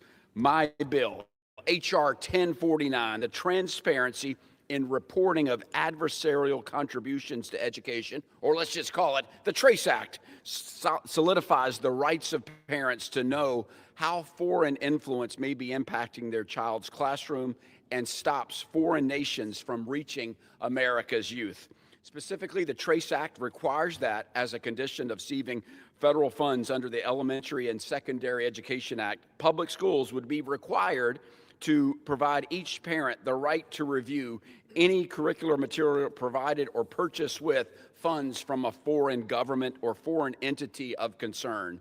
The bill also guarantees parents the right to know how many personnel at their child's school are being compensated by foreign sources or any donation of foreign transactions between the school and a foreign entity. The dangers of foreign influence in American K through 12 schools cannot be under or overstated. They threaten our national security, compromise our geopolitical interests, and erode our academic freedom. American schools are not for sale, and they are for education, not espionage. We cannot allow our students, the future of our great nation, to be corrupted by foreign adversaries who are systematically and aggressively attempting to influence our nation's K through 12 schools. Chairman Walberg, you have been a warrior on this issue to make sure that American schools remain American. I want to thank Congressman McKenzie for his partnership on the legislation. I ask my colleagues to support H.R. 1049, the Transparency and Reporting of Adversarial Contributions to Education Act, and let's give parents the right to know just who's funding their kid's school. Mr. Speaker, I yield back. The gentleman from Florida yields back. The gentleman from Michigan reserves. The gentleman from Virginia is recognized. Thank you, Mr. Speaker. Mr. Speaker, you myself the balance of the time. The gentleman's prepared to close? No? I've reserved the balance of my time. The gentleman from Virginia reserves. The gentleman from Michigan is recognized.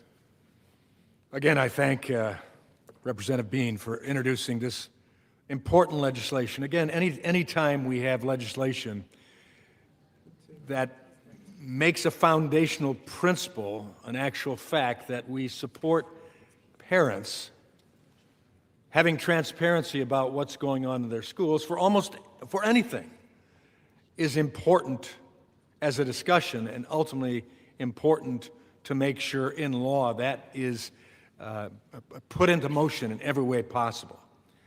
It's also a fact that we look at the malign influence that comes from the CCP, yes, but there are other entities equally determined to undermine America, and starting in its educational system, because you control the minds of young people, and you shape their teachers even before that.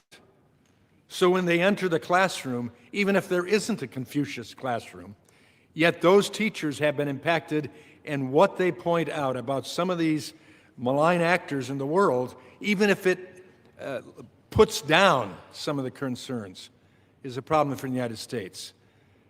If there's complete transparency, where we talk about all of the entities with truth, that's fine. That's America.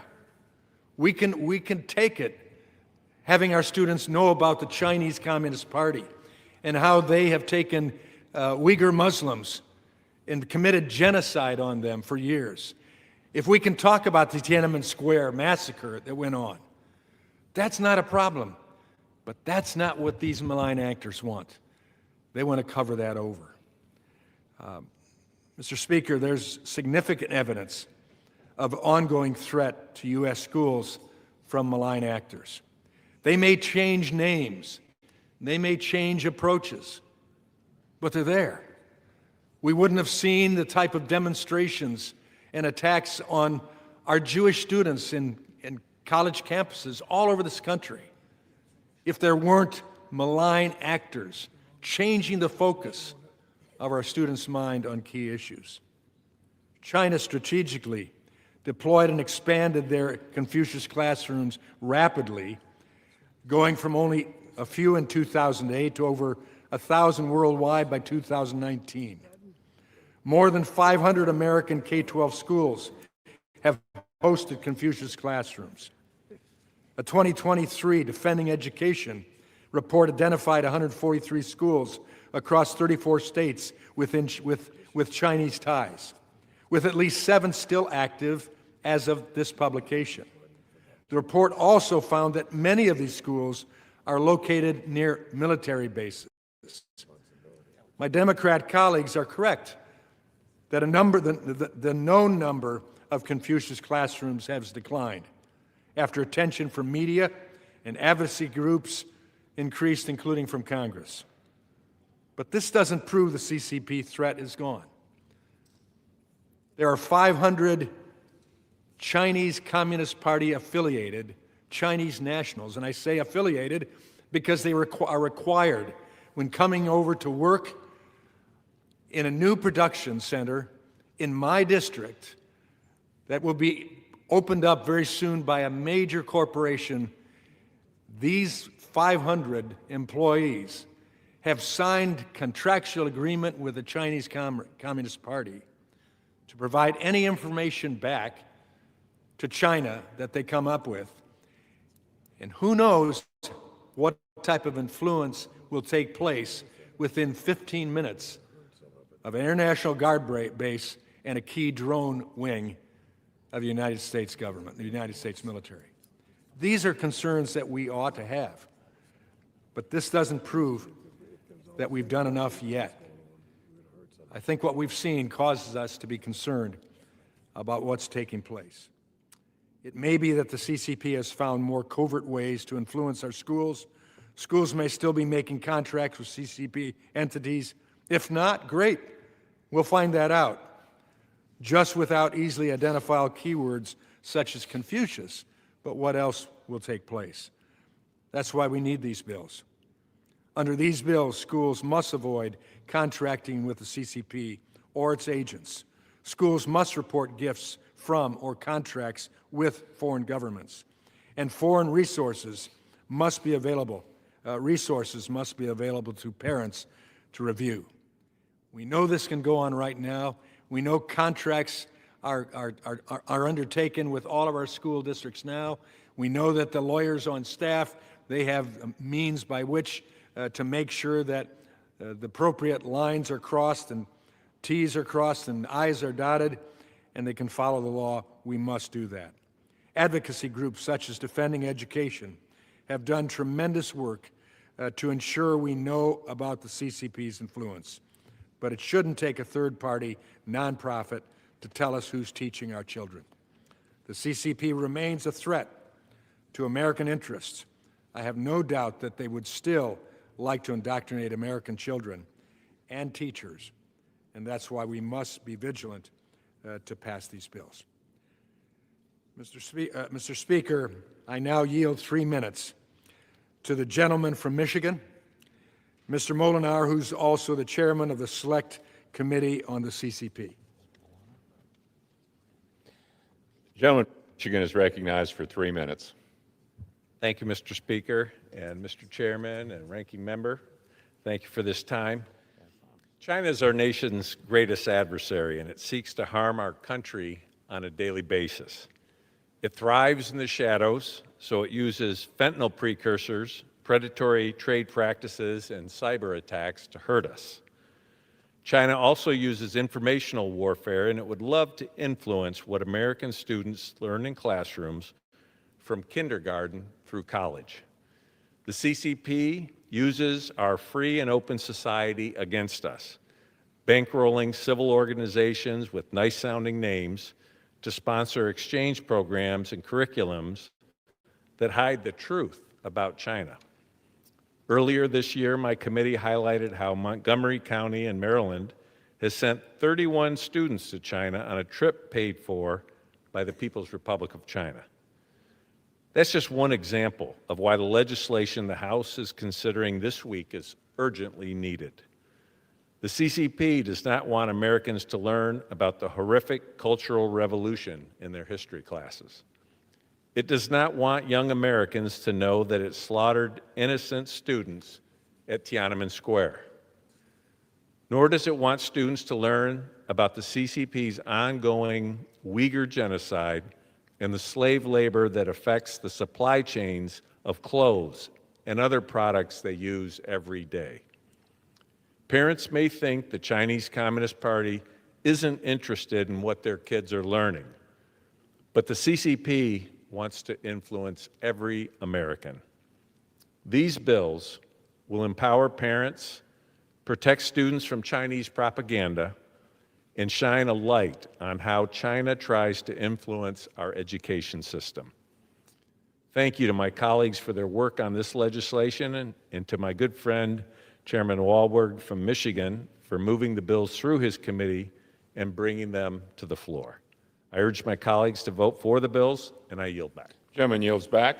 Gentleman from Michigan reserves. Gentleman from Virginia is recognized. Thank you, Mr. Speaker. Mr. Speaker, I yield myself the balance of the time. Gentleman's recognized. Mr. Speaker, if there was real evidence of influence, I think we would have heard specifically what that evidence is. We haven't. And my colleagues keep talking about China, but and about the Confucius Institute, but at last count, there were only 5 active programs in 15,000 school divisions. There used to be more. There are only about 5 now. And it's this bill is going to be hard to manage. It's difficult if not impossible, to easily access the most recent list of foreign entities of concern. As we've pointed out, this bill doesn't talk about China. It talks about foreign entities of concern. That list can change without notice. In fact, the most recent list from the Department of State has 91 listings, 12 added since Labor Day of this year. And so good luck to those 15,000 superintendents that have to keep up with that list, with the added problem that the Department of Energy and Treasury also keep separate lists. Those 15,000 superintendents have to keep up with those lists too. But at its core, this is just another unfunded mandate where you have to train 15,000 superintendents, unlimited numbers of principals, so they'll know what a foreign entity of concern is and how to deal with it with this new legislation. It burdens our already overstretched schools with new reporting requirements, new paperwork, new bureaucratic hurdles, all without adding a single dollar to help them meet the regulations. Our educators deserve meaningful support, not legislative gestures that create more problems than they solve. These reasons, I will be voting no and urge my colleagues to reject this measure and refocus our efforts on policies that will actually strengthen our public schools. Thank you, Mr. Speaker. I yield back. Gentleman from Virginia yields back. Gentleman from Michigan is recognized. Mr. Speaker, I yield myself the balance of my time. H.R. 1049, the TRACE Act, sends a clear message. Parents have a right. Parents have a right to know what their children are learning, especially when curricula are funded by authoritarian regimes. Foreign influence in classrooms not only undermines our cherished American values, but also our national security. The TRACE Act allows parents to review foreign-funded materials and raise concerns when needed. Concerned parents should not be labeled as terrorists, domestic or otherwise, or treated like criminals when they stand up for their children. By empowering parents, we strengthen student outcomes and protect our schools, which should be in the business of public service to our homes, our families, our children, and our parents. I urge my colleagues to support the TRACE Act and stand with families in defending the integrity of American education from foreign tyranny. Madam Speaker, I urge my colleagues to support the legislation, and I yield back the balance of my time. Gentleman yields back. All time for debate has expired. Pursuant to House Resolution 916, the previous question is ordered on the bill as amended. The question is on engrossment and third reading of the bill. Those in favor say aye. Aye. Those opposed, no. The ayes have it. Third reading. A bill to ensure that parents are aware of foreign influence in their child's public school and for other purposes. The question is on passage of the bill. Those in favor say aye. Aye. Those opposed, no. The ayes have it. The bill is passed. For what purpose does the gentleman from Virginia seek recognition? Nays. The yeas and nays are requested. Those favoring a vote by the yeas and nays will rise.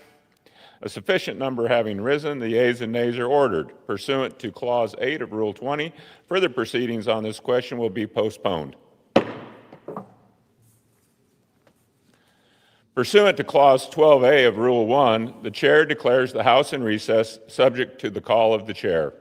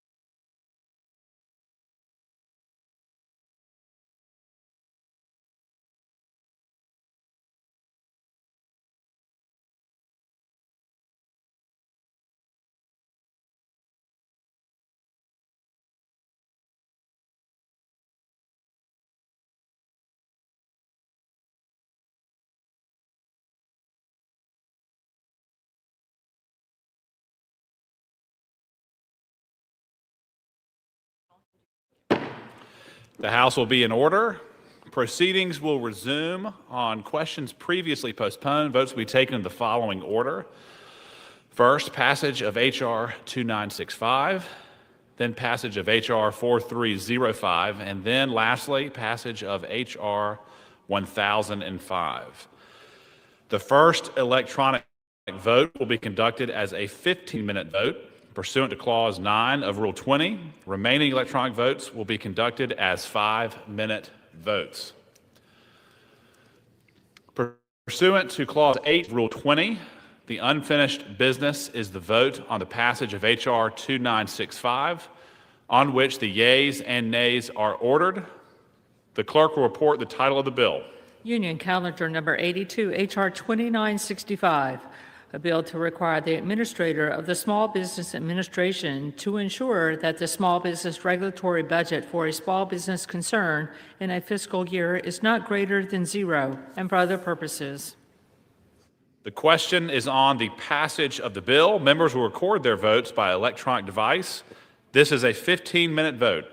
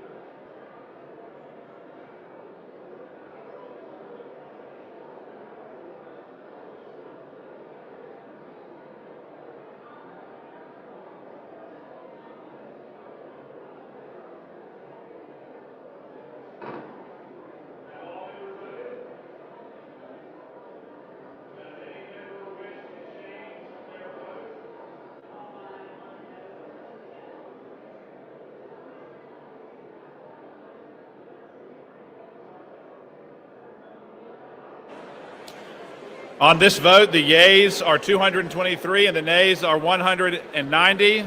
The bill is passed. Without objection, a motion to reconsider is laid on the table.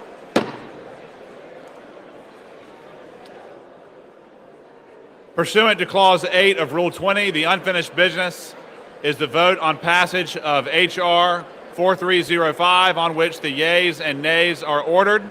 The clerk will report the title of the bill. Union Calendar Number 333, H.R. 4305, a bill to direct the Chief Counsel for Advocacy of the Small Business Administration to establish a red tape hotline to receive notifications of burdensome agency rules and for other purposes. The question is on passage of the bill. Members will record their votes by electronic device. This is a 5-minute vote. 5.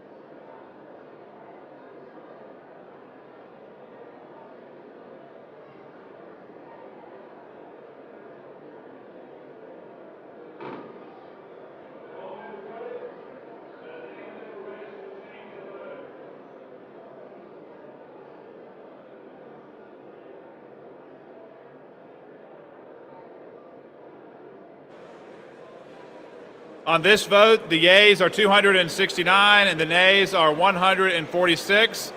The bill is passed. Without objection, a motion to reconsider is laid on the table. Pursuant to Clause 8 of Rule 20, the unfinished business is the vote on passage of H.R. 1005, on which the yeas and nays are ordered. The clerk will report the title of the bill. Union Calendar Number 6, H.R. 1005, a bill to prohibit elementary and secondary schools from accepting funds from or entering into contracts with the government of the People's Republic of China and the Chinese Communist Party and for other purposes. The question is on the passage of the bill. Members will record their votes by electronic device. This is a 5-minute vote.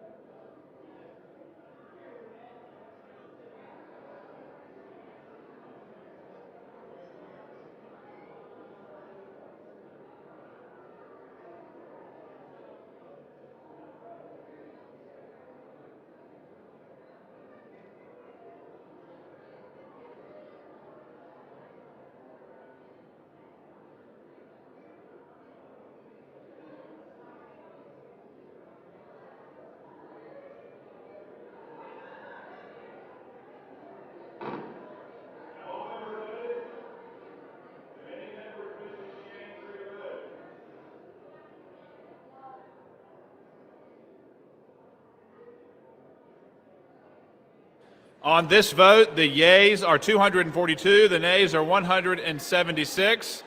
The bill is passed. Without objection, a motion to reconsider is laid on the table. Without objection, the title is amended.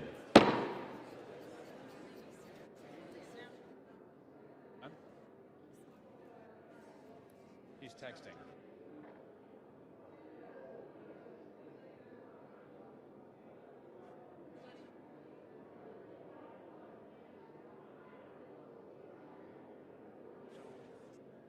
For what purpose does the gentlewoman from South Carolina rise?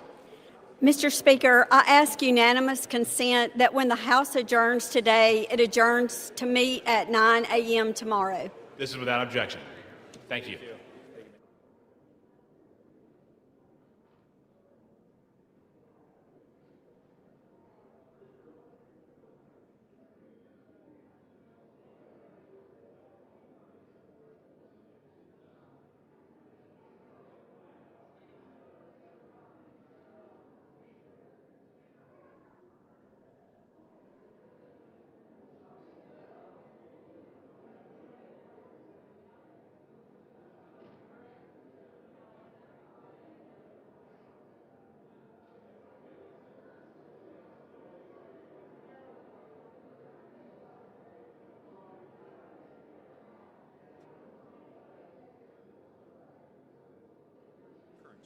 Okay.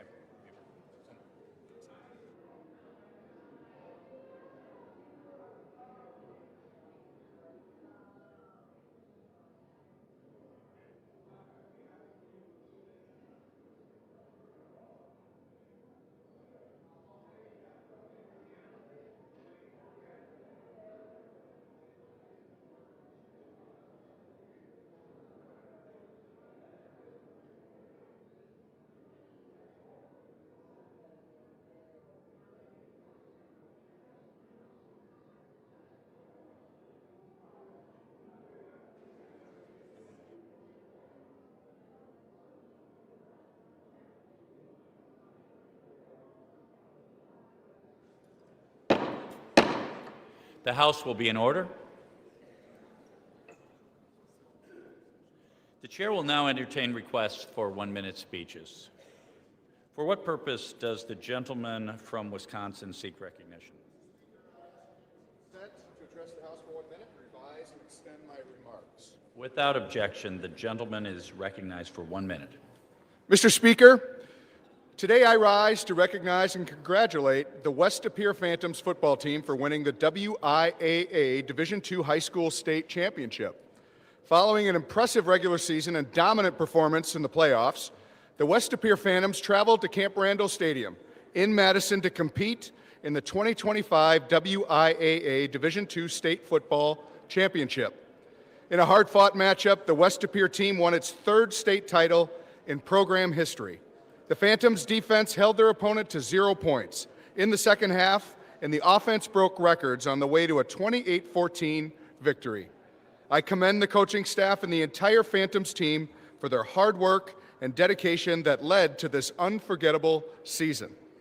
I also want to give a special shout out to the father-son duo of West De Pere head coach Chris Greisen and all-star quarterback Patrick Greisen, who set the Division II record for total passing yards in a championship game, an extraordinary achievement on an already memorable day. Mr. Speaker, I'd like to once again congratulate this team on the accomplishment, and I look forward to seeing many more championship wins in their future. I am proud to recognize this talented team, and I urge my colleagues to join me in applauding their outstanding season. And with that, I yield back. For what purpose does the gentlewoman from Minnesota seek recognition? Without objection, the gentlewoman is recognized for 1 minute.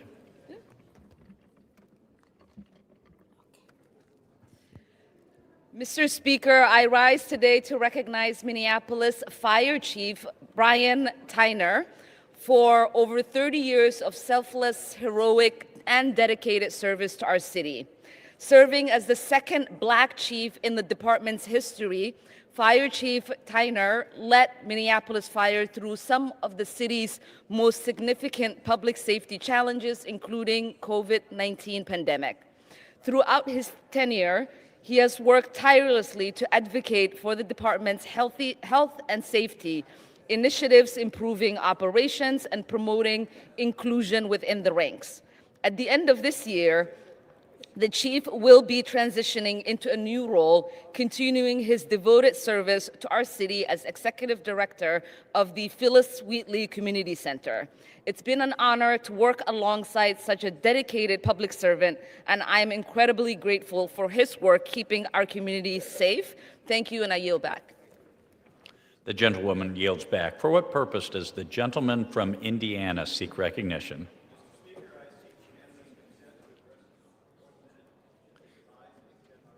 Without objection, the gentleman is recognized for 1 minute. Thank you.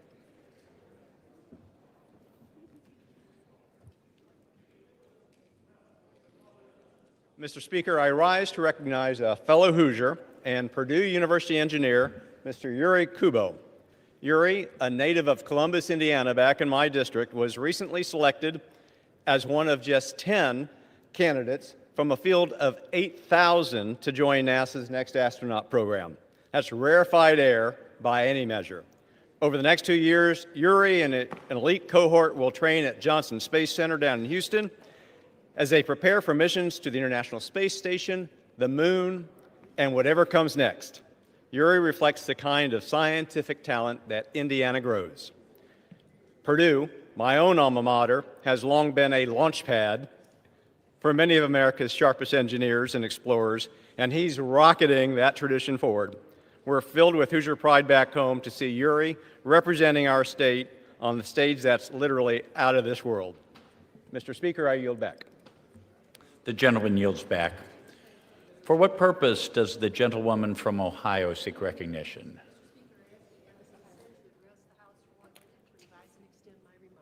Without objection, the gentlewoman is recognized for 1 minute.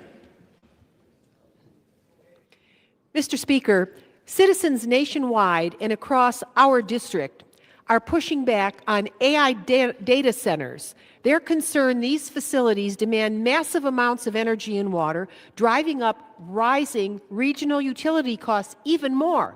How much more will our citizens be forced to pay for power and water? They have a right to know. Will our building trades be true partners in economic growth or just temporary labor while facing higher utility bills at home? And how many permanent jobs will these largely opaque facilities actually provide? Exactly which out-of-town interests will get the profits if these firms succeed? Residents across our region complain state and local approvals are moving too quickly. In Ohio, the crooked PUCO and Ohio's legislature have granted giant tax breaks to data centers, while local township officials remain in the dark about details. That's not fair. Ohioans know what secrecy and inside deals bring. First Energy scandals led to indictment, prison terms, and even suicides. Ohio State House corruption rewards big business and harms the public. The American people deserve to know how AI data centers will affect their communities. Public hearings must be more robust and factual, not merely road shows by proponents. Thank you, Mr. Speaker. I yield back. For what purpose does the gentleman from Georgia seek recognition? Without objection, the gentleman is recognized for 1 minute. Mr. Speaker, I rise today to recognize a rising tradition out of the University of Georgia, the fight against suicide. Born out of a student movement, this charity boxing event was created to spread mental health awareness, particularly among young men. What began in Athens now spans across 8 universities, with the proceeds benefiting the Sam Asbury Foundation in Atlanta, Georgia, and other local charities. Sam Asbury was a proud graduate of the University of Georgia and a die-hard Bulldog. He lit up every room with his smile and unique sense of humor. No one knew of the pain and battles he faced daily. Tragically, in 2021, Sam lost a silent struggle. His story is a powerful reminder to check in with your friends and with your family. To Sam, though you left us too soon, Your kindness and the life you lived are inspiring change. I thank the students at the University of Georgia for their leadership in suicide prevention and for starting conversations that can save lives. Thank you, Mr. Speaker, and I yield back. The gentleman yields back. For what purpose does the gentleman from New York seek recognition? Mr. Speaker, I request unanimous consent to address the House for 1 minute and to revise and extend my remarks. Without objection, the gentleman is recognized for 1 minute. Thank you, Mr. Speaker. I rise to recognize two members of the Westchester County Board of Legislators who will each be leaving office at month's end, as they have completed 12 years in their positions and have reached their term limit. The Honorable Ben Boykin of White Plains and the Honorable Catherine Parker of Rye. They have provided exemplary service to their districts and beyond to all the residents of Westchester County. Ben Boykin is a financial professional who previously served on the White Plains School Board and is councilman and president of the White Plains Common Council, and since 2014, legislator for the 5th County Legislative District, White Plains, Scarsdale, and West Harrison. He served 2 terms as chair of the county board, as well as chair of important committees, and more recently as president of the New York State Association of Counties. Catherine Parker has owned her own retail business on Purchase Street in Rye, served as leader of her co-op apartment board, and for 6 years as Rye City Councilwoman. She was a majority leader of the Board of Legislators and has been the author of major environmental legislators representing the 7th District, Rye, Mamaroneck, Larchmont, and part of Harrison. Both Ben and Catherine will be bringing their public service skills to new challenges, but we salute them for their legislative accomplishments on the Westchester County Board of Legislators. Thank you, Mr. Speaker, and I yield back. For what purpose does the gentlewoman from South Carolina seek recognition?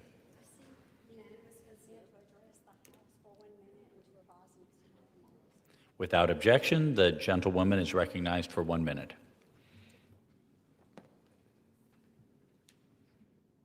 Mr. Speaker, Anderson County is facing a heartbreaking reality. 55 suicide deaths this year alone, the highest number ever recorded, and 55 families are shattered and a community is left grieving. The pain reaches across South Carolina's 3rd District and across America. Having counseled hundreds of patients, and as a psychiatric mental health nurse practitioner, I've seen what suffering looks like when it hides behind a smile. We often notice the physical scars, but we miss the wounds below the surface, the inward scars, the ones that ache in silence. We don't like asking the hard question, are you thinking about ending your life? But we have to. I ran on the promise to help heal our nation, and that healing starts with the unshakable belief that every single life, every soul is created by God and with a purpose. If you're someone who's hurting right now, please reach out. You are not alone. You are seen, and you are loved, and you are worth it. And I yield back. The gentlewoman yields back. Under the Speaker's announced policy of January 3rd, 2025, the gentlewoman from Illinois, Ms. Ramirez, is recognized for 60 minutes as the designee of the minority leader. Mr. Speaker, I ask unanimous consent for all members to have 5 legislative days to revise and extend their remarks and include extraneous material on the subject of my special order hour. Without objection. Thank you, Mr. Speaker. Mr. Speaker, as a Chicagoan, I know firsthand the terror that Trump's mass deportation agenda and Department of Homeland Security's immigration raids are having on our communities. You see, my constituents, they've been surveilled, they've been threatened, they've been tear gassed, they've been hit with pepper balls, they've been shot, they've been subjected to warrantless arrest, rammed with Department of Homeland Security vehicles, kidnapped and disappeared. And people keep asking us why DHS agents are allowed to behave this way. Why isn't Congress doing something about it? Well, let me start by saying DHS was intentionally established with an overbroad mission, and some would argue unchecked power.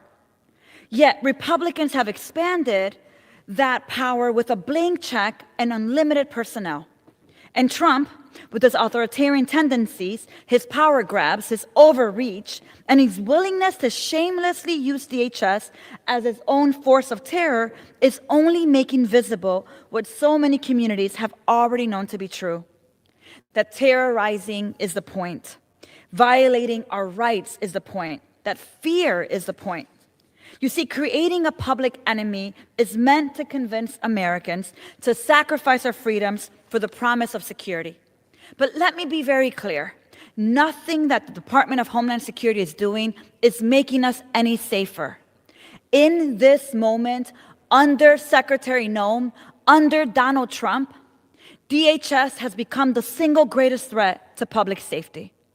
You see, DHS agents are using chemical weapons on protesters and bystanders at least 49 times across 18 incidents in Chicago and suburbs since October 1st. Bovino and CBP agents are violating court injunctions and agency rules. They're lying in court about incidents where civilians have been put in danger. The government alleged that Marimar Martinez used her car to assault and impede federal law enforcement. But then, federal prosecutors filed a motion to dismiss their own case. Why? Because while she didn't assault the agents, they did shoot her 5 times. And then they went on and they bragged about it. You see, President Trump and DHS are lying. They're acting with impunity. They're rejecting checks and balances. They're ignoring Congress and the courts. And here's my question to this House. If DHS cannot be held accountable, if we're obstructed from conducting oversight, if they are systematically undermining our civil rights and perpetrating violence in our communities, what in fact is Congress' responsibility? You see, the answer is clear. We must strip away every tool that they're using to terrorize us, starting with the taxpayer dollars that they're using to harm Americans. And so today, in our special order hour, I'm going to be yielding to my colleagues who will highlight stories of victims of Trump's enforcement overreach, discuss our ongoing work to hold the administration accountable, and uplift how we are pushing back against the abuses of this president, of Secretary Noem, and the entire administration. With that, Mr. Speaker, I would like to yield 5 minutes to the gentle lady from Washington State, Congresswoman Pramila Jayapal.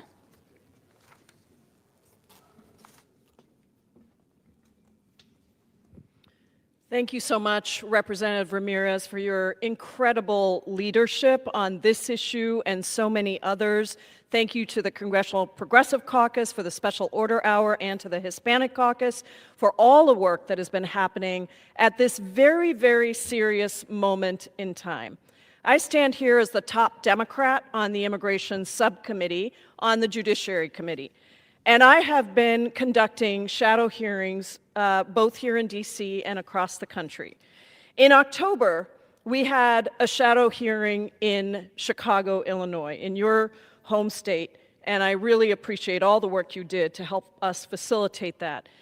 We had 18 members of Congress from all over the country come to that shadow hearing, and it was the largest act of congressional immigration oversight since Donald Trump took office. What we heard was alarming, and I have worked in this space for a very long time. Border Patrol Commander Gregory Bovino and his rogue immigration agents are terrorizing everyone, regardless of immigration status. We heard from an active duty service member, someone who has put his life on the line for this country, heartbroken because he had to fly back to this country because his father had been deported, was gone before he even got back from his deployment. And he said, I have put my life on the line for this country, and my father, who has done nothing wrong, was deported. It was outrageous. On Halloween weekend alone, Bovino deployed tear gas in a residential neighborhood as children were gathering for a Halloween parade. Border Patrol agents dragged a 67-year-old U.S. citizen from his car, breaking 6 of his ribs, while children in Halloween costumes watched in horror. And what was his crime? Turning down a street to get home. That's what he did. Bovino then went south to Charlotte, North Carolina, to continue his reign of terror. Masked agents raided a church, Charlotte Mecklenburg school records show that over 27,000 students were absent the first school day following Border Patrol's arrival in the city. One U.S. citizen reported Border Patrol tried to arrest him twice within 5 minutes. And in my home state of Washington, we've seen green card holders taken, people who have lived in the United States for decades with deep roots in our communities, and U.S. citizen family members. In Issaquah, Washington, agents kidnapped a mother outside her child's preschool and quickly deported her. This is not unique. Since Trump rescinded the practice of avoiding enforcement actions at sensitive locations, we've seen a daycare worker snatched in front of children in Chicago, a father arrested outside his child's preschool in Oregon, and let's not forget that many care workers are immigrants. Among early educators, 26%, close to 500,000 people are immigrants. Many are being forced out of their jobs, whether it's through Trump's mass forced layoffs when he's abruptly canceled entire categories of legal statuses, or workers forced to step back from care work after a loved one's detention and deportation. Trump's assault on our communities is not possible without the U.S. immigration incarceration system. Since Donald Trump took office, people in detention have skyrocketed to unprecedented levels, with over 66,000 people incarcerated in immigration facilities. ICE plans to increase its capacity to detain to an average of 107,000 people by the end of the year, using $45 billion that was in the Republicans' big bad betrayal bill. How did Republicans finance this unprecedented spending? By stealing health care from 16 million Americans. This is cruel and unnecessary. First, let's be clear that immigration is a civil matter, not a criminal matter. People are held pending immigration proceedings, and ICE itself has said that detention is not supposed to be punitive.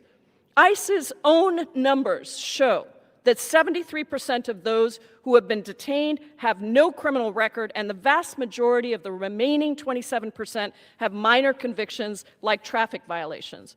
People are detained in horrific conditions. Facilities are overcrowded. People are sleeping on the ground next to toilets. Folks are denied medical care. If the private prison companies running the facilities provide any protein in meals, it's often undercooked and, yeah, sometimes bloody. Dinner is often served after midnight. So it's no surprise that these conditions are so poor, because about 90% of people who are imprisoned in for-profit facilities, which have a record of cutting corners on essential services to reap profits.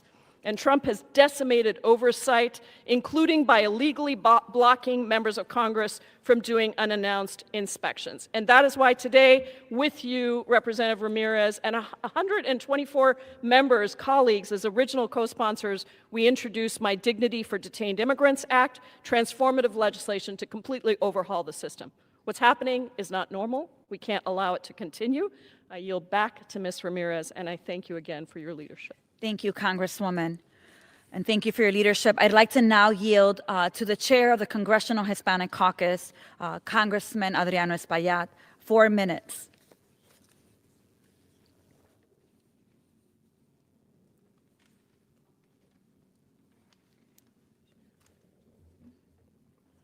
Thank you, Congresswoman Ramirez, for your leadership in this special hour. And thank you to the Congressional Progressive Caucus, as well as the Congressional Hispanic Caucus, and all the other members associated with this special hour. Mr. Speaker, I rise today to forcefully speak against the Trump administration horrific ICE abuses, far beyond an overreach on the immigrant and Latino communities across the country. Back in New York City, my community is being assaulted, and we are hearing of the fear every single day. Fear has a way of settling into communities and making sure they don't move forward. So we must break with the fear. Just recently, a video surfaced from 26 Federal Plaza in New York City that showed a distraught woman violently violently shoved to the ground, thrown to the ground, slammed through the ground by an ICE officer as a young daughter tried to assist her. The woman was unarmed, nonviolent, and posed absolutely no threat to anyone. According to a recent investigation, more than 170 U.S. citizens have been detained by immigration agents in recent months.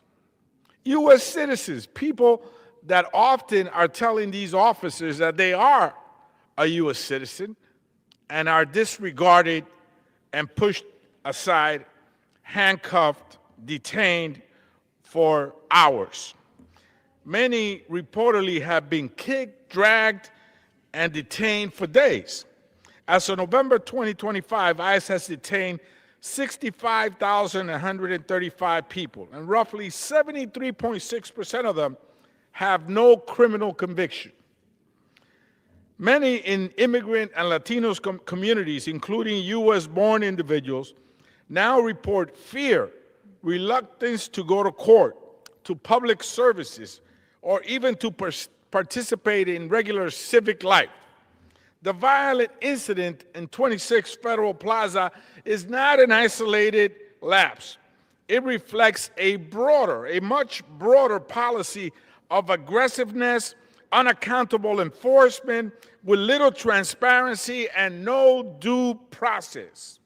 We must ban accountability, transparency, and protection of civil rights to ensure enforcement respects due process and human dignity. The American people are seeing the reality of this enforcement, fear, brutality, and injustice.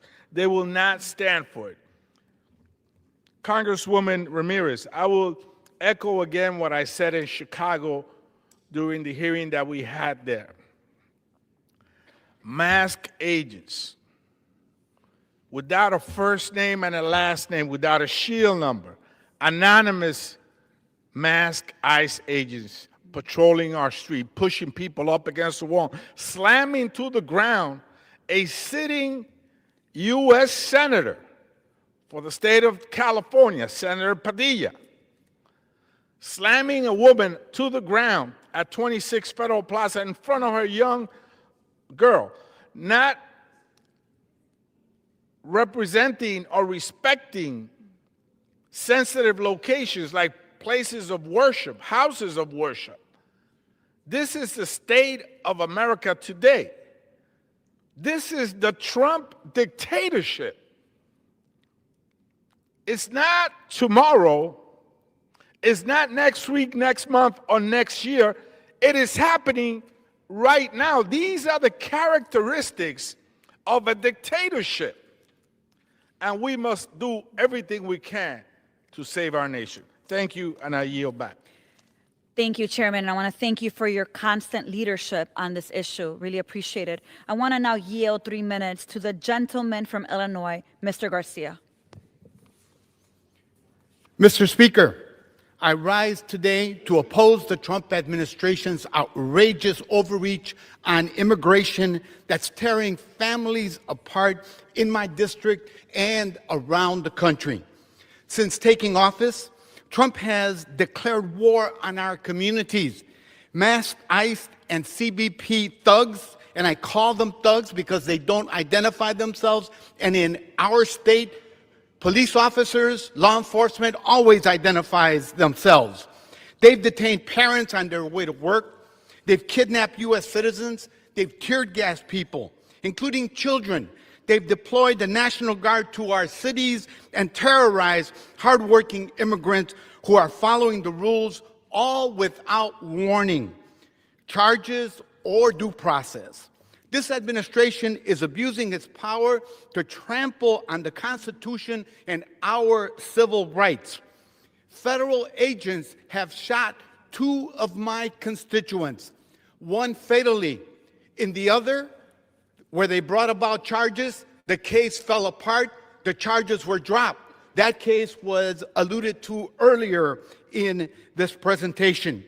When agents show up in schools, hospitals, or factories without clear authority or regard for court orders, they send a message to everyone that their rights are conditional.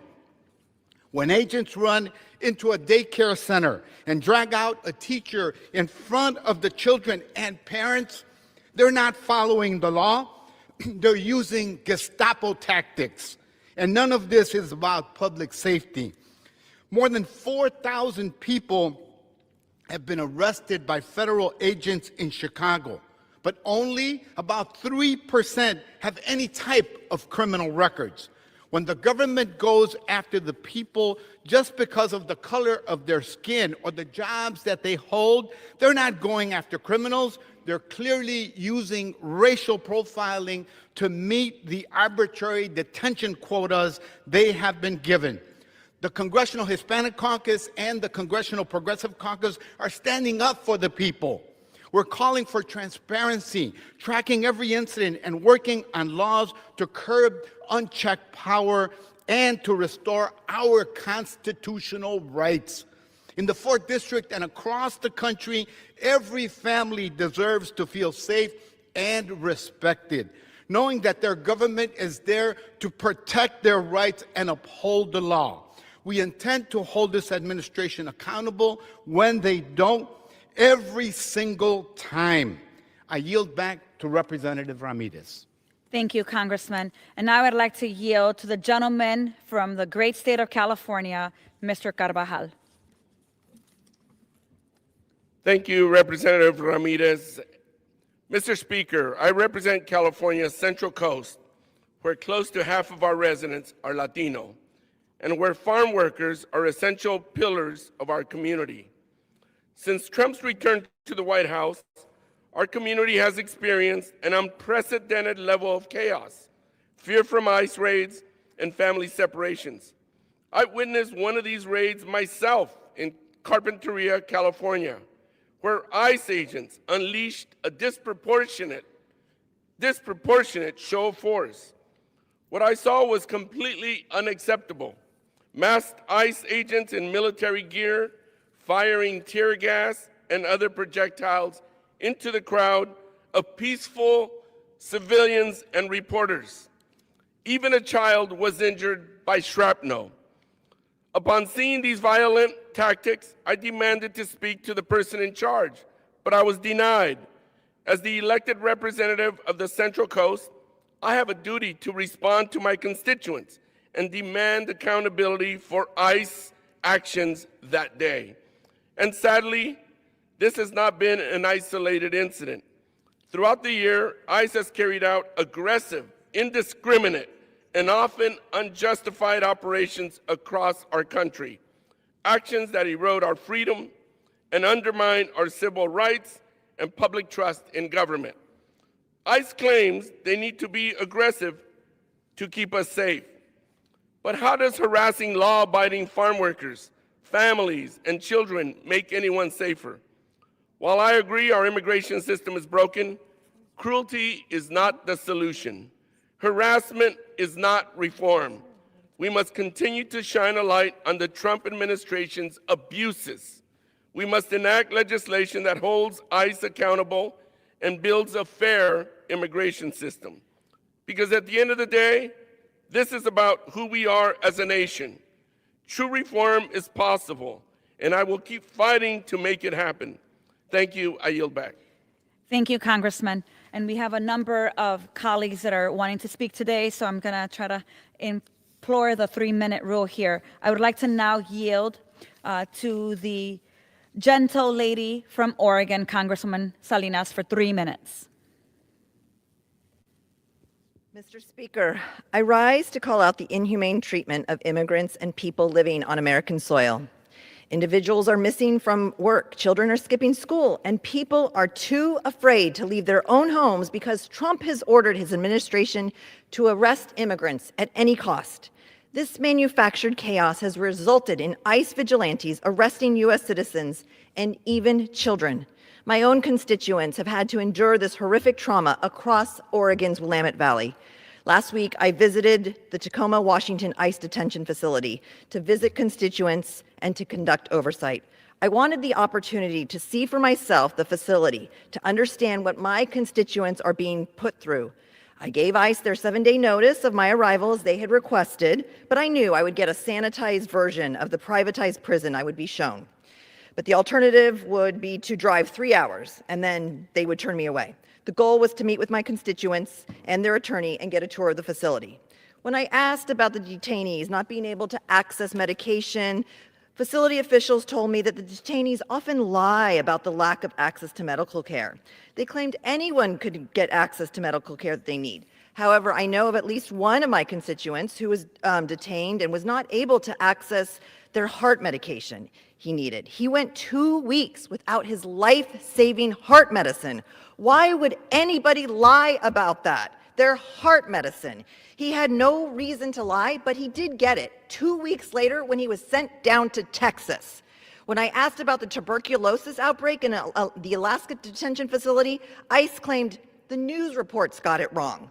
I questioned if similar outbreaks happened in the Tacoma ICE facility, and again, flat out lies. The attorney I spoke to afterwards told me, yes, there were outbreaks in the Tacoma facility. When I asked about detainees not being able to access their attorneys, facility officials told me, oh, there are tablets that they can access, there are lots of rooms.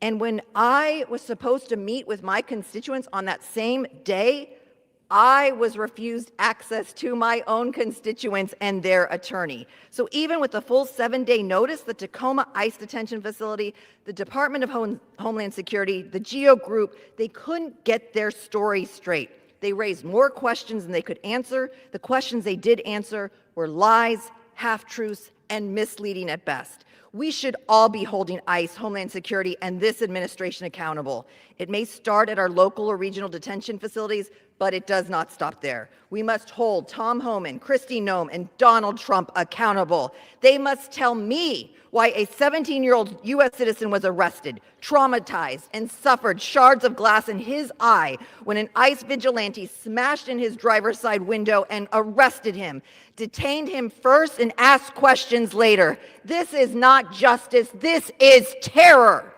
But I have a voice. I have a voice for the people in my district. I have a voice for those who still believe in the United States is the land of opportunity, just as the Salinas family did in 1945. I will continue to conduct oversight and publicize the horrific acts of ICE. They cannot continue to operate in the shadows. We must all continue to speak out and hold those who have raised their hands and pledged their oath to the Constitution. We must hold them accountable, but they are failing miserably today. Thank you, and I yield back. Thank you, Congresswoman. Thank you for your leadership. I want to now yield to the gentle lady from North Carolina, Ms. Adams, for 3 minutes. Thank you. Thank you to the gentlelady for yielding, and thank you, Mr. Speaker. My community of Charlotte was under siege by the Department of Homeland Security's campaign of terror last month. They call it Operation Charlotte's Web. Border Patrol agents engaged in extreme racial profiling, excessive force, and brutal tactics, spreading fear in our community. Fear that shattered the car window of a U.S. citizen born in Honduras, throwing him in the glass-covered ground in handcuffs after he already identified himself to agents. Fear when more than 30,000 Charlotte-Mecklenburg students, 21% of the student body, were absent from school the Monday after the raids began because parents were terrified that their children would be victims of CBP's brutality. Fear as businesses shuttered their doors to try and protect their customers and employees from being wrongfully targeted by these federal agents. Cruelty was the point of their operation, but Charlotte never caved in to their cruelty. Citizens instead packed churches for training to empower themselves to respond to Border Patrol agents. Parents band together to safely get their children to school, and business owners patrolled the streets to protect their neighbors, their customers, and their employers. CBP's actions in Charlotte were deplorable and absolutely unacceptable. I've already reached out to DHS, demanded transparency on exactly what Border Patrol was doing in Charlotte. I'm still waiting for answers to my questions. But make no mistake about it, My constituents want answers. I do too. They deserve the answers, and I'm going to keep fighting for them. Congress must end these unlawful, un-American, and unnecessary raids on our communities. I yield back. I agree with you, Congresswoman. Thank you so much. And now I'd like to yield 2 minutes to the gentleman from Kentucky, Mr. McGarvey.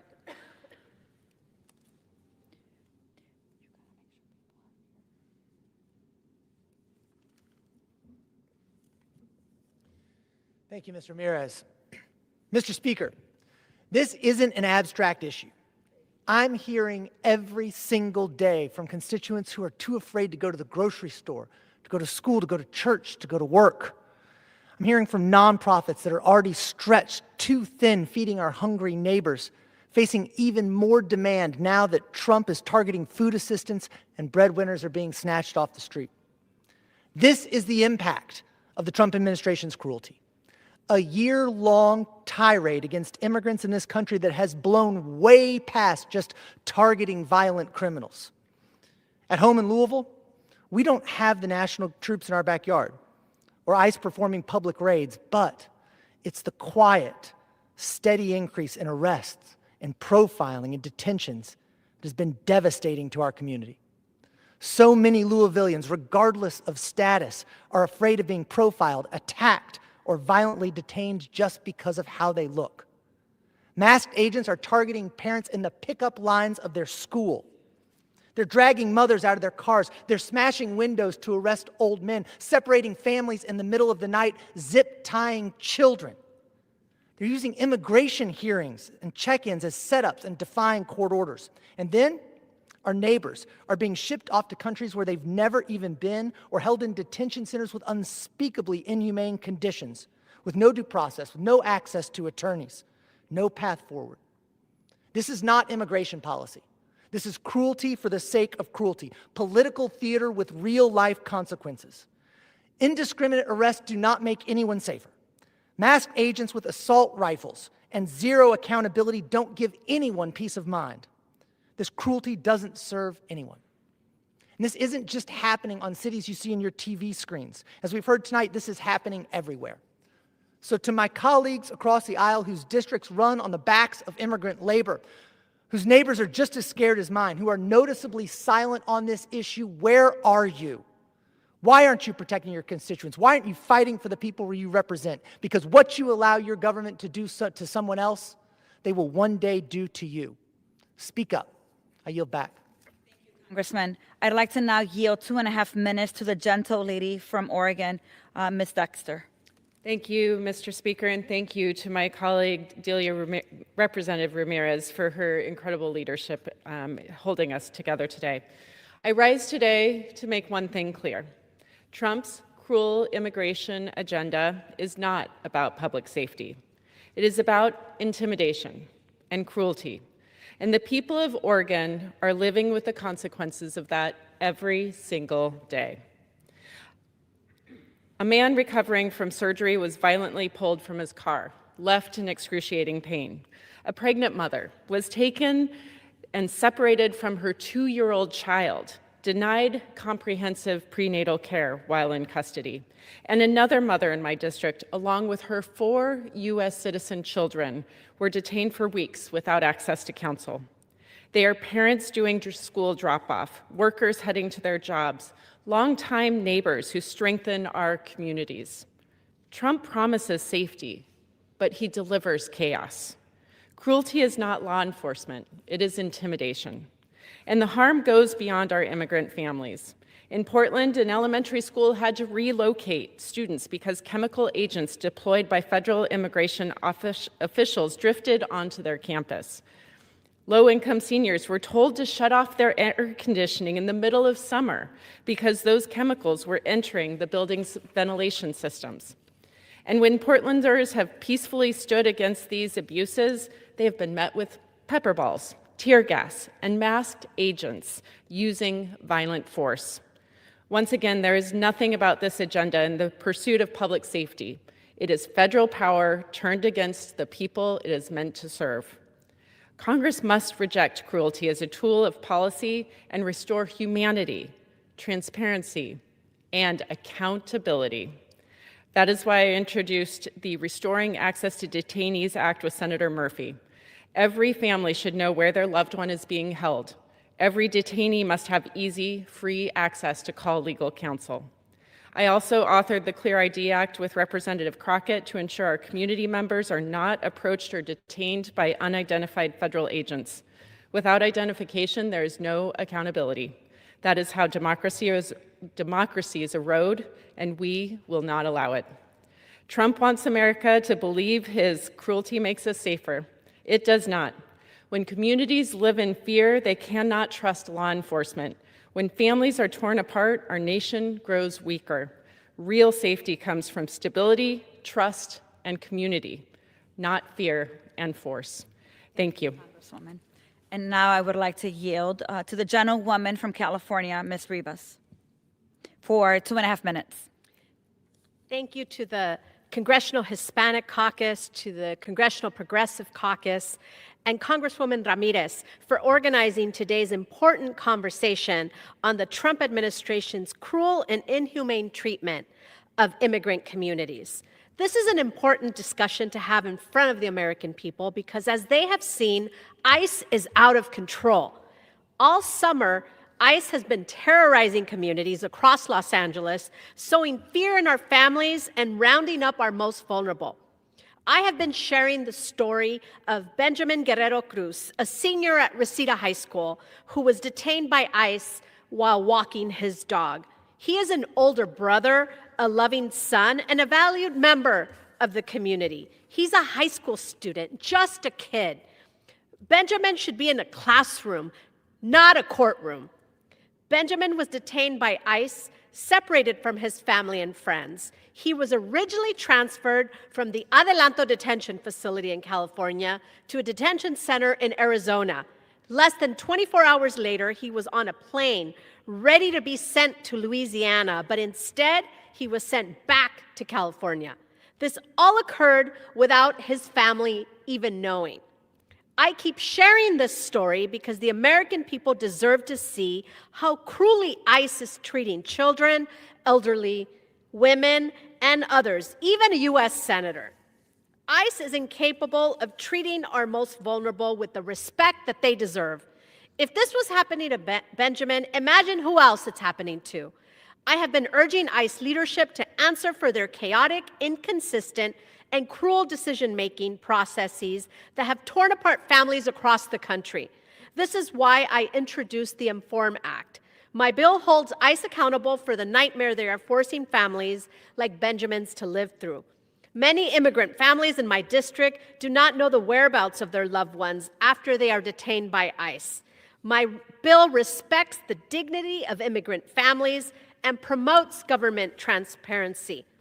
With my Hispanic Caucus and Progressive Caucus colleagues, I will continue showing up to detention facilities and working with my colleagues to hold ICE accountable, promote government transparency, and respect the dignity of immigrant families. Thank you, and I yield back to Congresswoman Ramirez. Thank you, Congresswoman. And now I'd like to yield to the gentleman from California, Mr. Gomez, for 2.5 minutes. Thank you so much. Trump's unhinged immigration raid started in downtown Los Angeles, in my congressional district, not targeting criminal, quote-unquote, immigrants that he promised that he would go after, but targeting anybody that looked like me, looked like my colleagues, looked like my family members, looked like the people that live in Los Angeles. I don't know any MS-13 members, gang members, that work at a car wash or as day laborers. That's where he was targeting, not focused on people he said he was going to go after. And then we warned everybody in this country that this would continue, that they would go on to other cities using immigration as a pretext to try to intimidate blue cities and blue states and blue cities and red states, and that a violation of the rights of immigrants, the rights of people across the country is not going to be contained in LA, it's going to spread. So they went on to DC, Chicago, Portland, Charlotte, and New Orleans just of today. That's what they're going after. They want to intimidate people. They want to intimidate people that don't agree with them. And that was before Donald Trump and the Republican passed their one big, beautiful bill that included a $175 billion slush fund that would turn ICE and CBP into his own personal national police force, where he could send it wherever he wants, whenever he wants, without any accountability. That is dangerous. That is a threat to our republic. That's a threat to our states. That's a threat to our communities.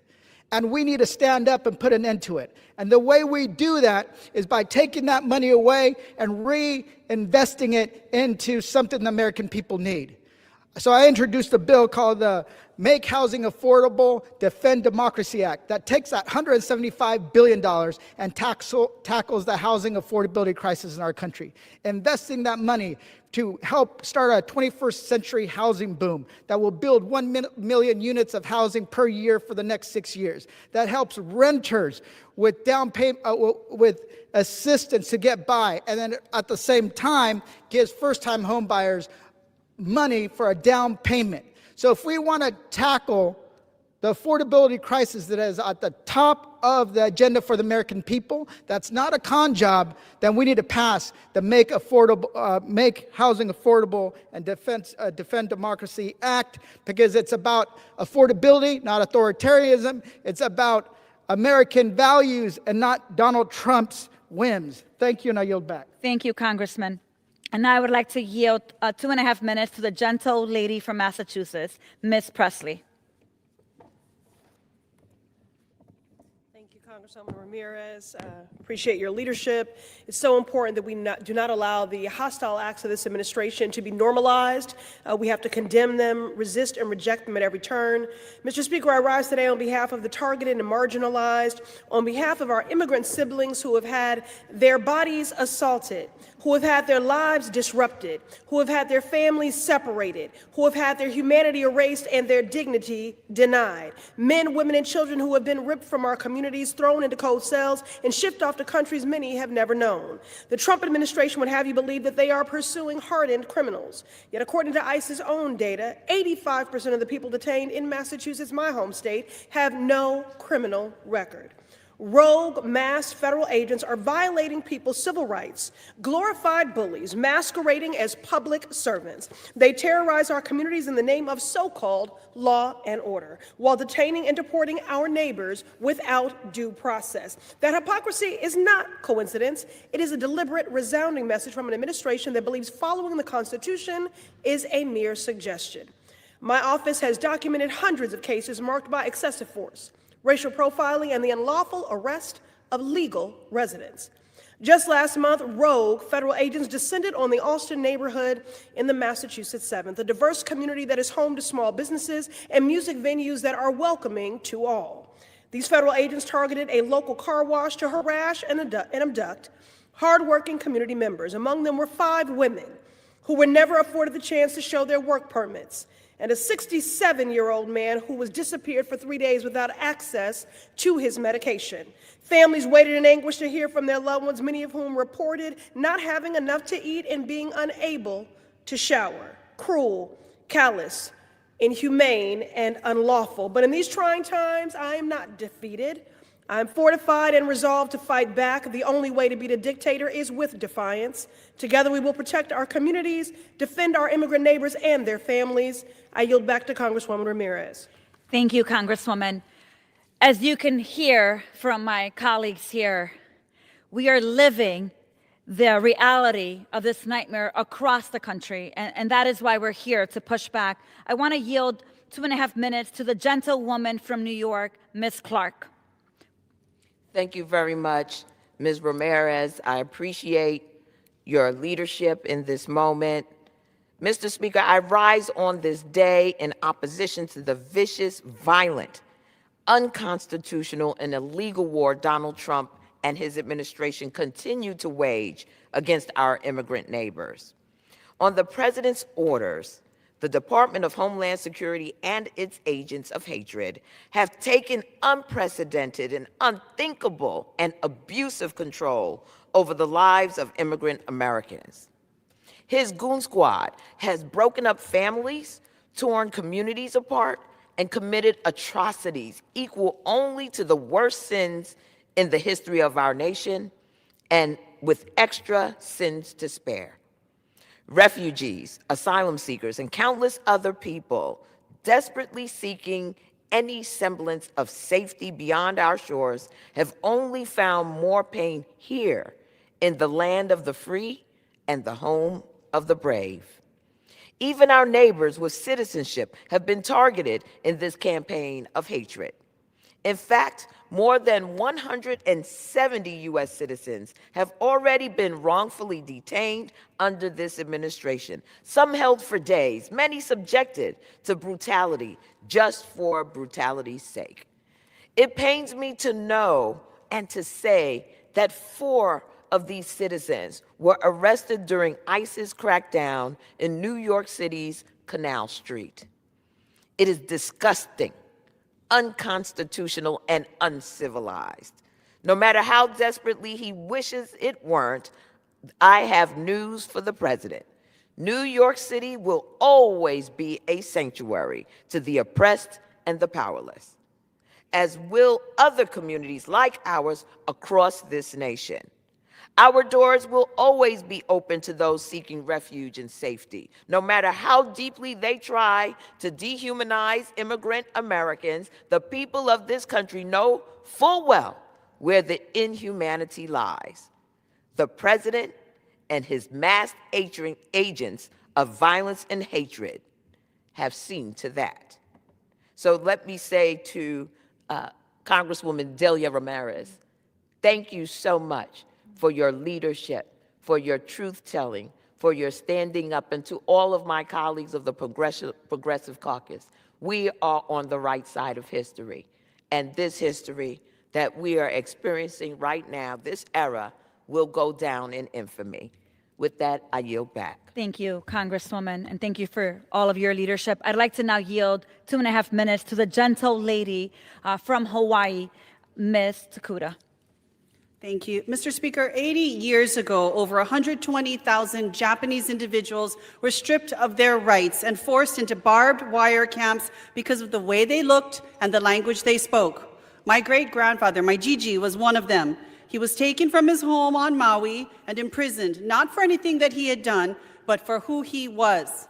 We said then, never again. Yet here we are today. Now the very sites where Japanese American families were incarcerated have been reopened. Fort Bliss, a World War II internment camp, is now the nation's largest immigrant detention center. To add insult to injury, the Trump administration is using the same law, the Alien Enemies Act, that was once used to imprison Japanese Americans to detain and fast-track deportations with zero due process rights. And while this administration insists it is targeting dangerous criminals, we know that more than 73% of those in ICE custody have no criminal convictions at all. This administration is also intentionally dismantling legal pathways and stripping people of lawful status so they can be deported, just as we saw on Kauai recently, where a raid that swept up 44 people ended with 6 Venezuelan men who were legally here seeking asylum, self-deporting after the administration revoked temporary protected status for their country. To anyone who thinks this could never happen to me, consider this. 2/3 of the Japanese imprisoned in camps were American citizens. Their children, like my grandfather, serving in the United States military in defense of a country who saw them as the enemy. Today, American citizens are also being rounded up once again, stopped and detained simply for the way they look, by officers who face no accountability. United States military veterans picked up, detained, deported. What we are witnessing is a slow, methodical erosion of citizens' rights and a cold indifference towards treating entire communities as national security threats. We are in the midst of history in the making, and history has already shown us the dangers of what this country can do when given unchecked, unfettered immigration authorities. So I ask my colleagues on all sides of the aisle, how much are we willing to tolerate before we say enough is enough? 80 years later, this nation still reflects with shame at what it did to our Japanese American families. We apologize, we vowed to learn, we vowed to do better, and we have failed. Nidoto nai, my colleagues, nidoto nai. I yield back. Thank you, Congresswoman. Enough is enough. And to talk more about how enough is enough, I would like to yield 2.5 minutes to the gentleman from California, Mr. Vargas. I thank the gentlewoman, and enough is enough. Mr. Speaker, I rise today to join my colleagues in sounding the alarm of Trump's out-of-control immigration crackdown. Since January, Trump has unleashed a mass deportation agenda and his indiscriminate immigration enforcement that has pushed past all moral and legal boundaries. In Chicago, federal immigration agents tear-gassed kids and fired pepper balls at a pastor. In Charlotte, ICE agents descended on the grounds by a church and forced terrified congregants to flee into the woods outside. And at home in San Diego, we had a horrific incident where federal agents stormed into a local restaurant frequented by families. They handcuffed all the employees, and they flashbang grenades outside. There are stories like this from communities all across the country that this administration has done, and we heard them today. Stories of Trump's immigration agents causing fear and chaos. Stories of violent raids turning quiet neighborhoods into places that feel more like war zones. Trump's out-of-control immigration enforcement is terrorizing our communities and putting our civil liberties under threat. Undocumented immigrants are not the only ones affected. It is also harming U.S. citizens, people with legal status, and those who have been here for decades contributing to our country. We cannot turn away. We cannot be silent. We must continue to fight against these abuses. Communities deserve policies that protect families, protect peace and safety, and uphold rights. And I want to thank the Catholic Church. I want to thank the bishops for their courageous, unwavering support for the immigrant community in our country. And I ask all other religions and leaders of faith to come forward. Why are you silent in this shameful moment? We should hear your voices as it's commanded in Leviticus very clearly. Leviticus 19, chapter 19, verses 33 and 34. When a foreigner resides among you in your land, do not mistreat him. The foreigner residing among you must be treated as your native born. Love them as yourself, for you were foreigners in Egypt. I am the Lord your God. Leviticus. Please come forward. Don't be silent. And with that, I yield back to the gentlelady. Thank you, Congressman. May those that quote Scripture remember what the Scripture says. I would like to now yield 2 minutes to the gentle lady from Arizona, Ms. Grijalva. Thank you, Representative Ramirez. Since the beginning of his second term, Donald Trump has directed the enforcement machine that is not only cruel but unconstitutional, targeting longtime residents, law-abiding visa holders, U.S. citizens, and even veterans who have fought for this country. In border communities like the one I represent in Arizona's 7th Congressional District, we see the impact of these abuses every single day. We have seen Border Patrol waiting outside of hospitals, literally arresting women after they've given birth. No due process, no regard for human rights. Last week, we saw a disturbing example near the ranching community of Arivaca. Humanitarian volunteers with No More Deaths reported that Border Patrol agents forced their way into their desert aid station known as Bird Camp without a warrant and arrested 3 migrants who were resting inside a trailer. Volunteers told agents they could not enter without a warrant. Agents left, then returned, claiming that they were in hot pursuit, even though there was no chase, no threat, no legal justification that would allow entering a protected structure. This camp has existed for decades to keep people from dying in the desert. More than 4,400 men, women, and children have died crossing the border in Arizona since 2000. The camp has been raided before, but previously with a warrant. What happened on November 23rd was different. It was lawless, intentional, and part of a broader pattern of unchecked enforcement that treats border communities as if the Constitution does not apply. Let me say this clearly. The Fourth Amendment does not disappear in southern Arizona. Due process does not disappear because someone is a migrant, and humanitarian aid is not a crime. Thank you, and I yield back to Mr. Representative Ramirez. Thank you, Congresswoman Grijalva. And now I'd like to also yield 2 minutes to the gentlewoman from California, Ms. Torres. Mr. Speaker, I rise today to speak out against the narrative being promoted about immigrants portraying them as rapists, drug dealers, and murderers. These claims are nothing more than a self-reflection of our country's leaders who promise to protect Americans and enforce the law, yet whose actions have violated basic human rights, the Constitution, and the rule of law, and are now costing our country economically. Under these policies, DHS is targeting people because of the color of their skin, the language they speak, and where they come from. Families are being separated, children are traumatized, and communities live in fear. These actions are weakening our labor force, shrinking our tax base, and threatening industries that rely on stable workforce. Members of Congress should not be targeted with CS gas, shoved, or have false charges filed against them simply for doing their jobs. Oversight. Citizens should not be shot at simply for raising concerns about the safety of children in the presence of armed men in their neighborhoods. This approach doesn't make us safer. It disrupts local economies, increases costs for taxpayers, and undermines the workforce that keeps our country running. Every day, these policies continue.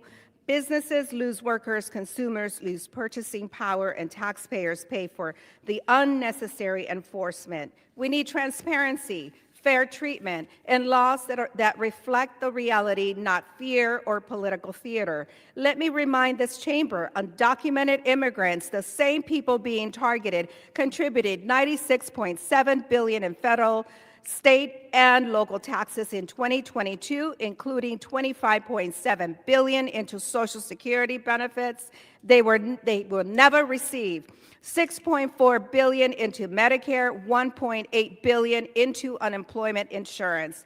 If some members don't care about the human cost, consider the financial one. Removing these workers weakens our economy and raises costs for everyone. Protecting them protects our bottom line. Thank you, and I yield back to Representative Ramirez. Thank you, Congresswoman. May we remember, I think you said $96.7 billion is what undocumented immigrants give in tax revenue every single year. I'd like to now close the speakers for the day with yielding to the gentlewoman from Arizona, Ms. Ansari, for 2.5 minutes. Thank you, Congresswoman Ramirez, for your leadership. Mr. Speaker, the Trump regime's mass deportation agenda is not about public safety. It is part of a much bigger story of corruption, cruelty, and abuse of power that defines Trump's America.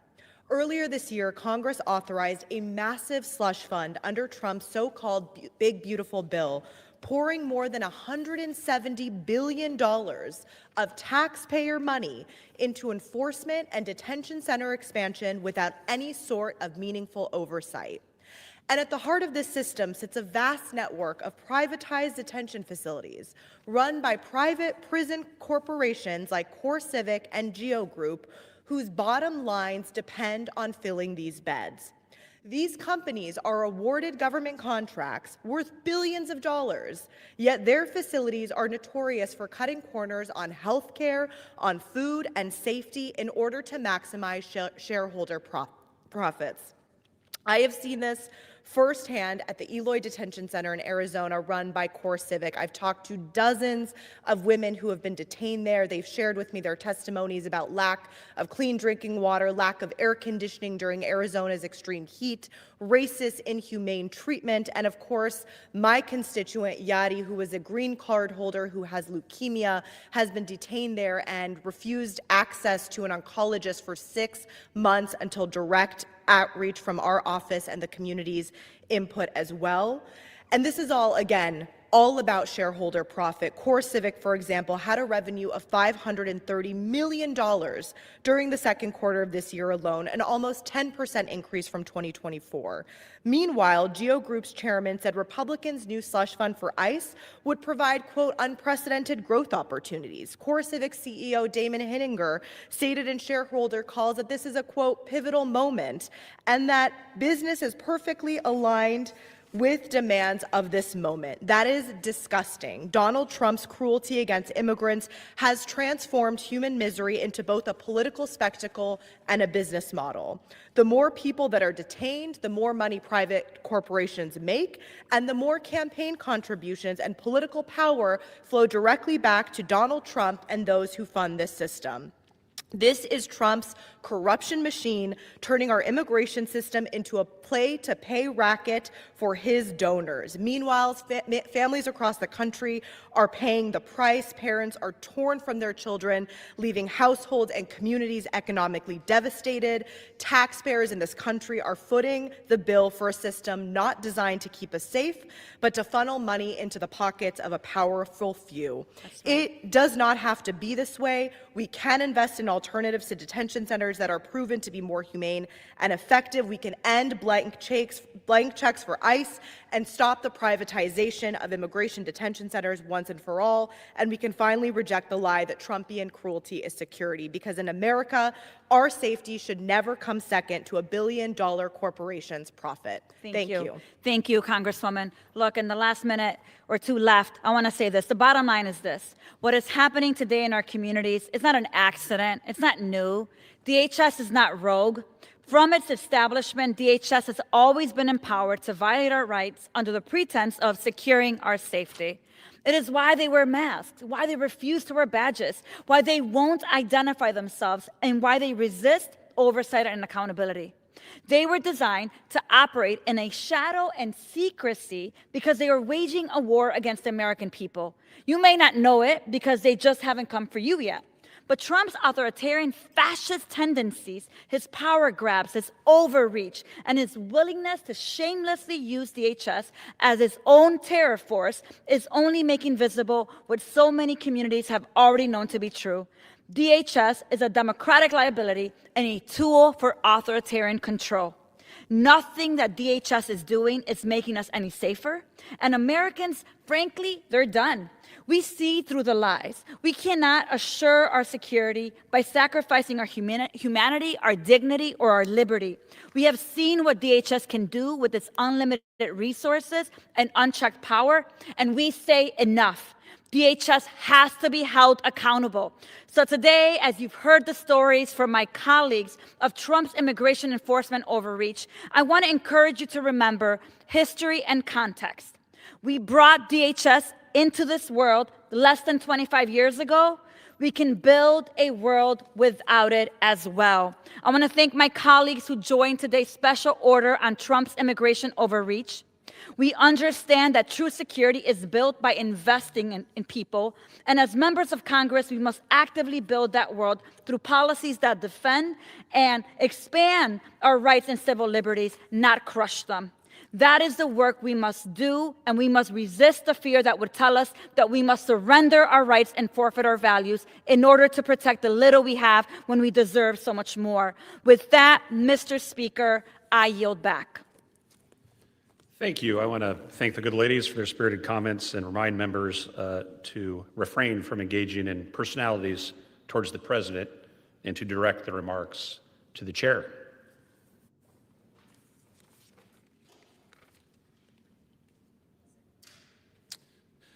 Under the Speaker's announced policy of January 3rd, 2025, the gentleman from Arizona, Mr. Schweikert, is recognized for 60 minutes as the designee of the Majority Leader. Thank you, Mr. Speaker Pro Tem. Let's begin with, I'm going to yield to Chairwoman Fox as much time as she may consume, and then we'll have some fun with math. I want to thank my colleague, Mr. Schweikert, for yielding me time. Mr. Speaker, this past weekend, I had the wonderful opportunity to stop in at Top of the Mountain Farm in Ashe County and support a local small business selling Christmas trees and wreaths. Becky and Bill Fairchild, the owners of this Christmas tree farm, were very welcoming, and I was so fortunate to meet their three daughters, Bailey, Brooke, and Blair, along with other members of the family during my visit. Western North Carolina, for many years, has produced impeccable Christmas trees that have been featured at the White House and are the most beautifully grown anywhere. The Fraser fir, the true Cadillac of Christmas trees, is what our area is known for producing. Christmas tree farms play such an important role in the economy of North Carolina, and I want to highlight them, especially during the Christmas season. The beautiful tree that I picked up that day is now in my living room, and I'll be enjoying it until January. Thank you to the Fairchild family for such an enjoyable visit and for helping me pick out a tree of my own. I look forward to stopping in again to see all of you in the future. May God continue to bless you, and may He bless our country with a very happy and joyous Christmas season. I yield back to the gentleman from Arizona. Thank you, Chairwoman Fox. All right.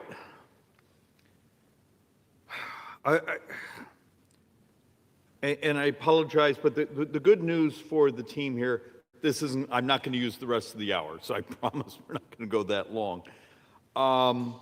And that's the only happy part of this I have for you, because I thought I'd actually use this week, I would come and show you all the creative ideas we have to take on debt and deficit and get wages growing. But we had an incident today where the Budget Committee was inviting members in to come and sort of give our priorities. And my comments to the Budget Committee, because I brought them some work that's been done by the Joint Economic Economists. It's one of my only joys I have here anymore, is I'm blessed to chair the Joint Economic Committee. So I have a handful of PhD economists. And it turns out they're really good at math. And handed over saying, we need to tell the truth about math. Now, first thing, and I say this almost every week, and I beg for someone out there to hear it. Debt and deficits. We are buried in debt, but it's primarily it's interest and demographics. I'd love to blame the Democrats, and they want to blame us, but I've shown over and over and over and over and over, as a country, 40 years ago, our fertility rates started to fall. This year, and I'm going to show it on the boards, this year, we functionally have doubled the number of 65-year-olds as we had 20 years ago. But we have the same number of 18-year-olds. And next year it gets worse, and the year after that it gets worse, and the year after it gets worse. But yet we built Social Security and Medicare and these things on a model that had population growths. So I'm only a third through the paper, so it's always dangerous coming behind the microphone and acting like you know what the hell you're talking about. But let's actually walk through. So this was brought to me by some of my economists. National Bureau of Economic Research. These are a number of folks from Cambridge, not Cambridge, England, Cambridge, Massachusetts. So, you know, little institutions hanging around there, you know, Boston University, MIT, Harvard, you know, apparently they're freaky good at math. But the headline here should actually make you pucker up. Why Italy may have a better fiscal shape than the US. And then you go in here and start to understand the punchline of this paper. And I'll do my best to describe this, but please, someone out there, is there anyone listening? It basically says, if we keep things the way they are, so current tax policy, spending policies, pension policies, to cover Social Security, to cover Medicare, to cover military retirement, to cover federal employees' retirement. This isn't building bridges. This isn't modernizing the military. This is just the retirement system of the United States will require 104% of the income of the next generation. Look, doing so requires leveling lifetime next tax rate exceeding 104%. So you need 104% of the next generation's income, 104%, not 100% of their income, 104% of their income to meet our pension healthcare obligations. Is that going to work? But we have the research. So how many people are going to come behind this mic the rest of this year or next year and actually say, hey, we got a demographic problem. We got a spending problem. So let's actually walk through some of the things we do know. So every day, I send out something called the Daily Debt. It's a text message. And we have a few thousand people that subscribe to it. We have probably a lot more people that don't want to get it.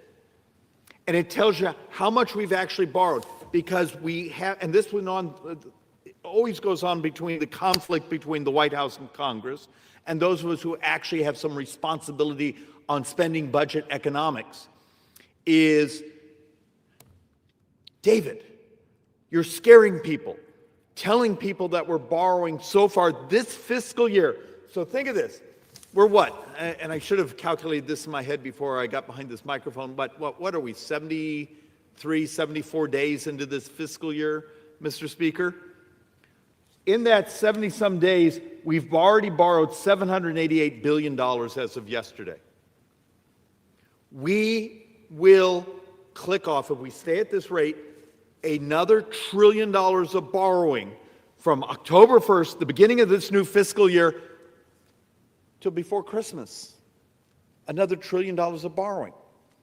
And once again, the left will blame us, we'll blame them, and because no one wants to have a conversation of healthcare costs are exploding on us and we refuse to do the things that lower healthcare costs. Instead, we're going to spend months around here debating subsidies because we've turned healthcare into financing, not the actual price of services in healthcare.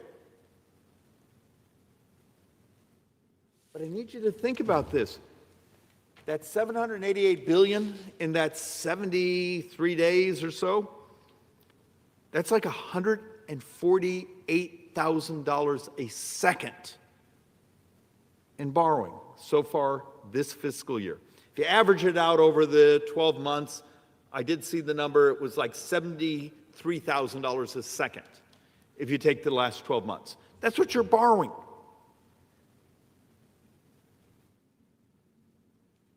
But don't worry, be happy, don't tell the truth. But yet, I've done presentation after presentation over these years saying in 8 years now, in 8 budget years, 30% of all of our tax receipts in this country go just to pay interest.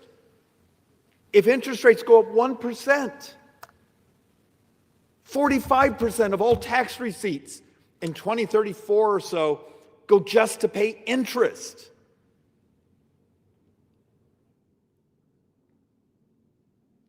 Yet the Congress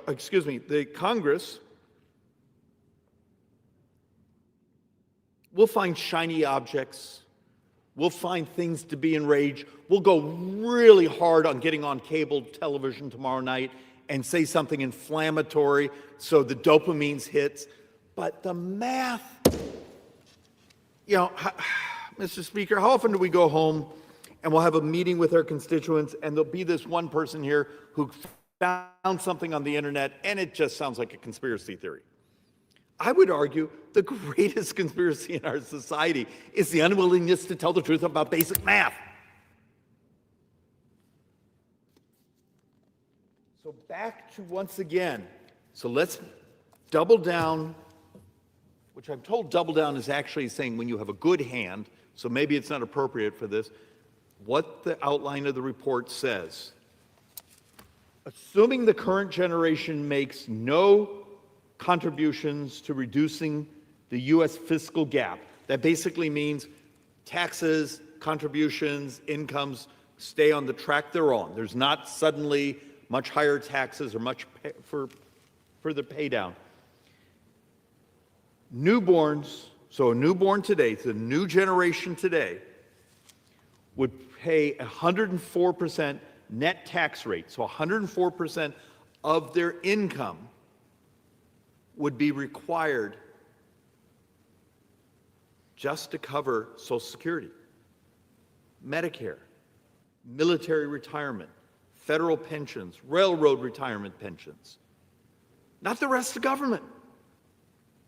Not a new building, not a new bridge, not the State Department, not the FBI, not the military. Just to cover our unfunded liabilities, Mr. Speaker.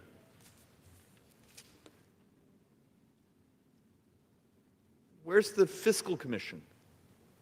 Where's the telling the truth that if we don't get our act together and adopt the technology, adopt the revolutions in healthcare, adopt the things that make our brothers and sisters healthier, adopt the things that actually raise wages, policies on immigration that maximize growth instead of the importation of poverty. When you're being handed reports that say, if you actually look at the underlying math, you're worse than Italy. When Greece has a better credit rating, Greece right now can sell a 10-year bond cheaper than the United States. Greece can sell a 10-year bond cheaper than the United States. I struggle. I keep trying to find out ways to describe this. And yet in this place we call Capitol Hill, I'll walk into a room with some of the budget documents and say, hey, I'm here as not only a Ways and Means member, I'm number 4 in Ways and Means, the oversight chairman, also I chair the Joint Economic Committee. Our economists have come up with some numbers we really should talk about. And I look around and everyone's getting up and leaving because we don't want to know. So let's actually deal with a couple other facts. The U.S. may reach the debt ceiling. Now remember, this last summer, I think it was July 4th, this last summer, we raised the debt ceiling by $5 trillion. We've already burnt $2 trillion. So we've borrowed $2 trillion of that $5 trillion of authorization. We're doing a calculation by April 27, so a year and a few months. We'll hit the debt ceiling again.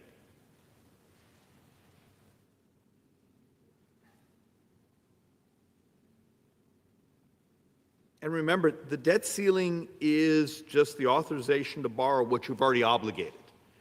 When you get the clown show, it says, you can't raise the debt ceiling. Okay, I can do that. Tell me the portion of government you want me to cut. Because this year, this fiscal year, for every dollar of taxes we take in, we're going to spend $1.43. I'm happy to work with you. Let's not raise the debt ceiling. Tell me the functionally half of government, because you got to understand the economic effects if you stop the spending. So what's the 50% of government you want me to cut tomorrow? Considering only about a quarter of U.S. spending is actually voted on by Congress. We vote on defense and what they call non-defense discretionary. The rest of the spending, the rest of the 75% of spending is Social Security. It's Medicare. It's the things that we call entitlements, earned benefits. They're on autopilot. Well, David, they stole my money. No, they didn't. We just stopped having children.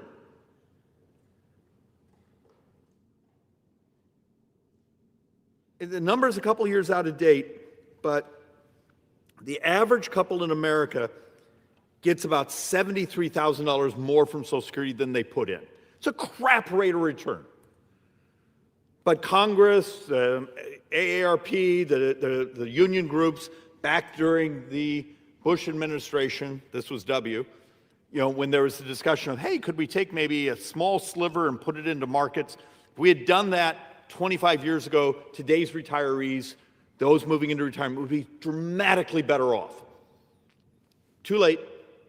Remember, we're only a couple more years and all the baby boomers are 65 and up. So the demographic curve is here. It's just math. It's just math. But these numbers get worse. So that's the debt ceiling. So let's actually have a little bit more fun. Medicare. There's a trust fund with Medicare. You pay it on your FICA tax, your payroll tax. Except we have a little problem.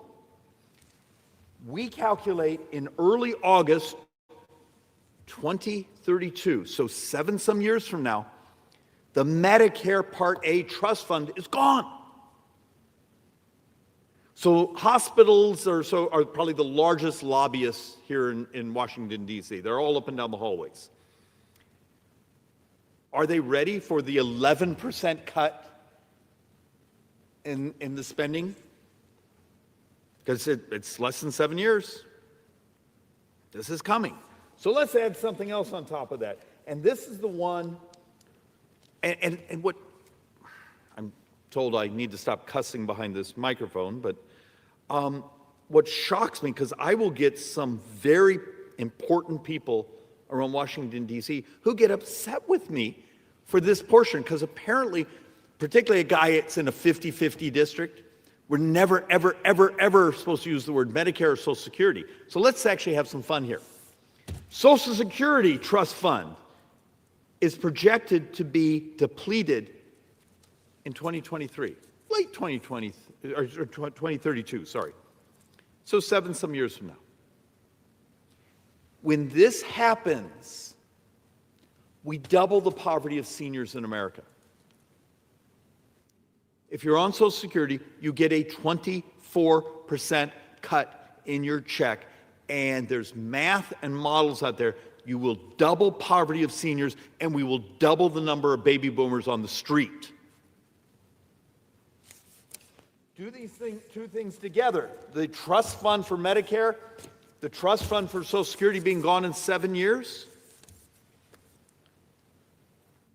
to capitalize it in, so that's happening in 2032. If you took 2033, and I'm sorry, but the dates are important, and said for that full year, we're going to just reach into the general fund. We're just going to use the general fund. It's over $600 billion. And then the next year it's bigger, next year it's bigger, next year it's bigger. So it's functionally like 60% of the entire defense budget just to make up that shortfall for that first year. You would think something this, to use my little girl's term, ginormous, would be a big deal around here. Yet what happens in this place, because it's so perverse, is right now there's some leftist political consultant saying, hey, Schweikert used the word Social Security and Medicare. Let's design our attack ads for the next campaign. They spent millions of dollars in the last campaign beating the ever-living crap out of me because I cared enough to want to fix this. When this place cares more about what the political consultants can design as an attack ad, where's our fiscal commission? Where's the fact we're putting people that can do math into a small room, turn off the air conditioning, and say, come up with a plan to save the future? Or is just doubling poverty of seniors functionally our political plan?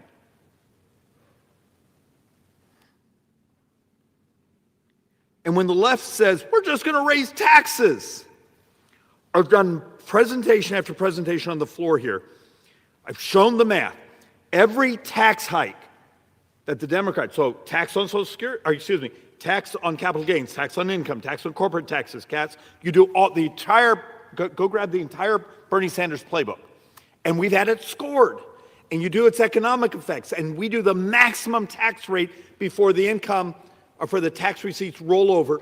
It produces about 1.5% of GDP of the economy. And I'm so sorry for the staff, because you've all heard me say this a dozen times. When you do the cuts, the actual spending cuts, and their economic effects, it produces about 1% of GDP. So what is that, 2.5%? If you do the borrowing we did from the trust funds last fiscal year, we borrowed almost 7.2, 7.3% of the entire economy. Does anyone see the problem? We borrow over 7%, but all the solutions of raising taxes, of cutting spending over here come in at 2.5%. It's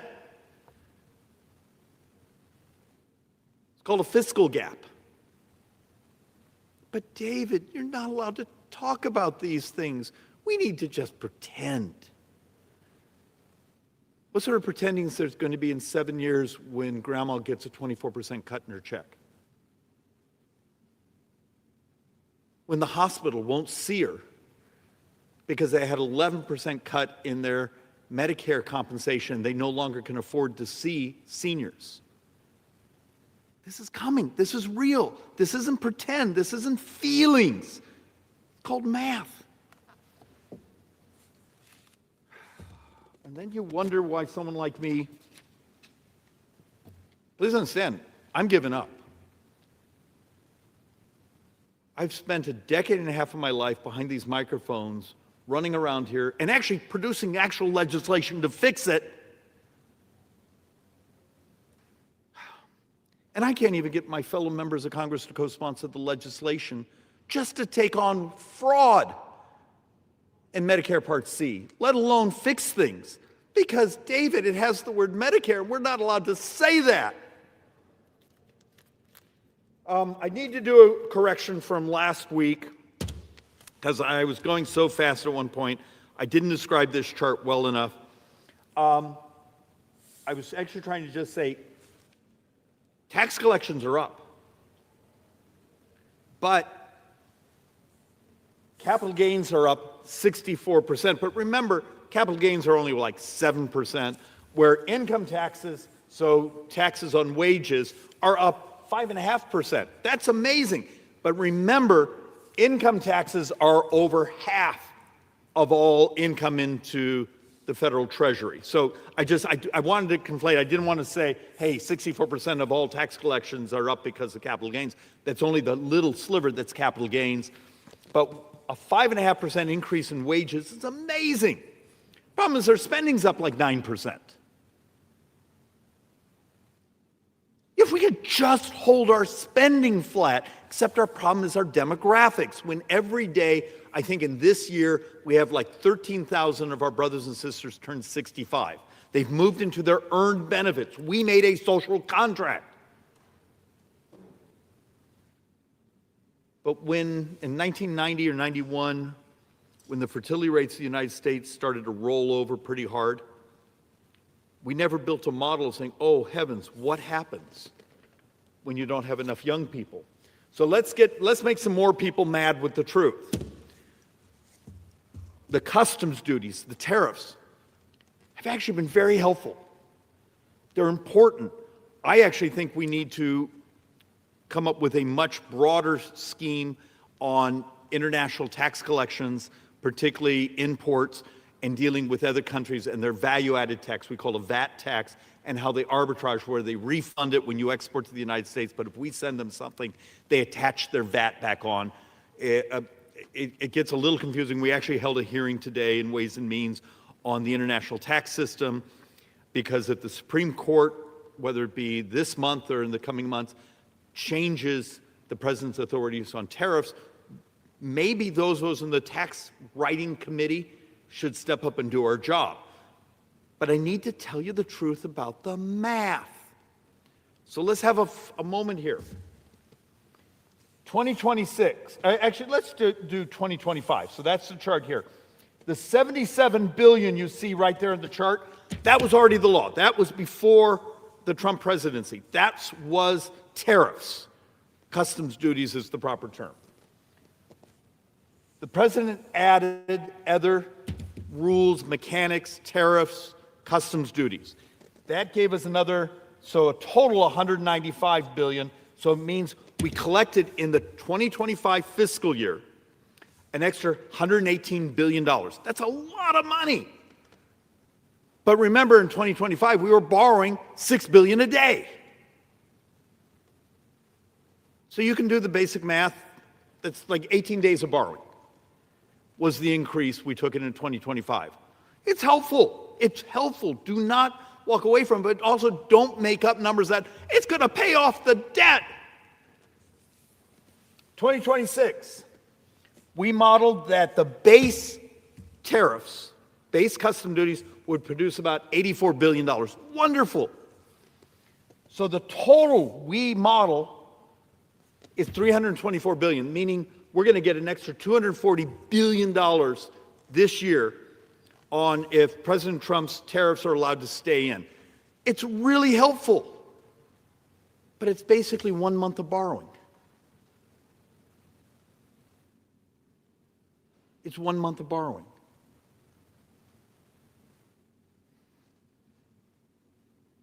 If you go on cable news tonight or cable talk and you say, you know, we're going to get a refund.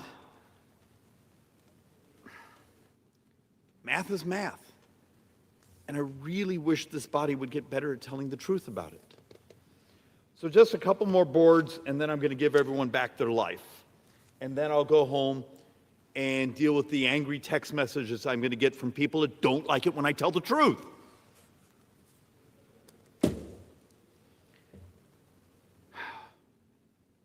You don't want that one.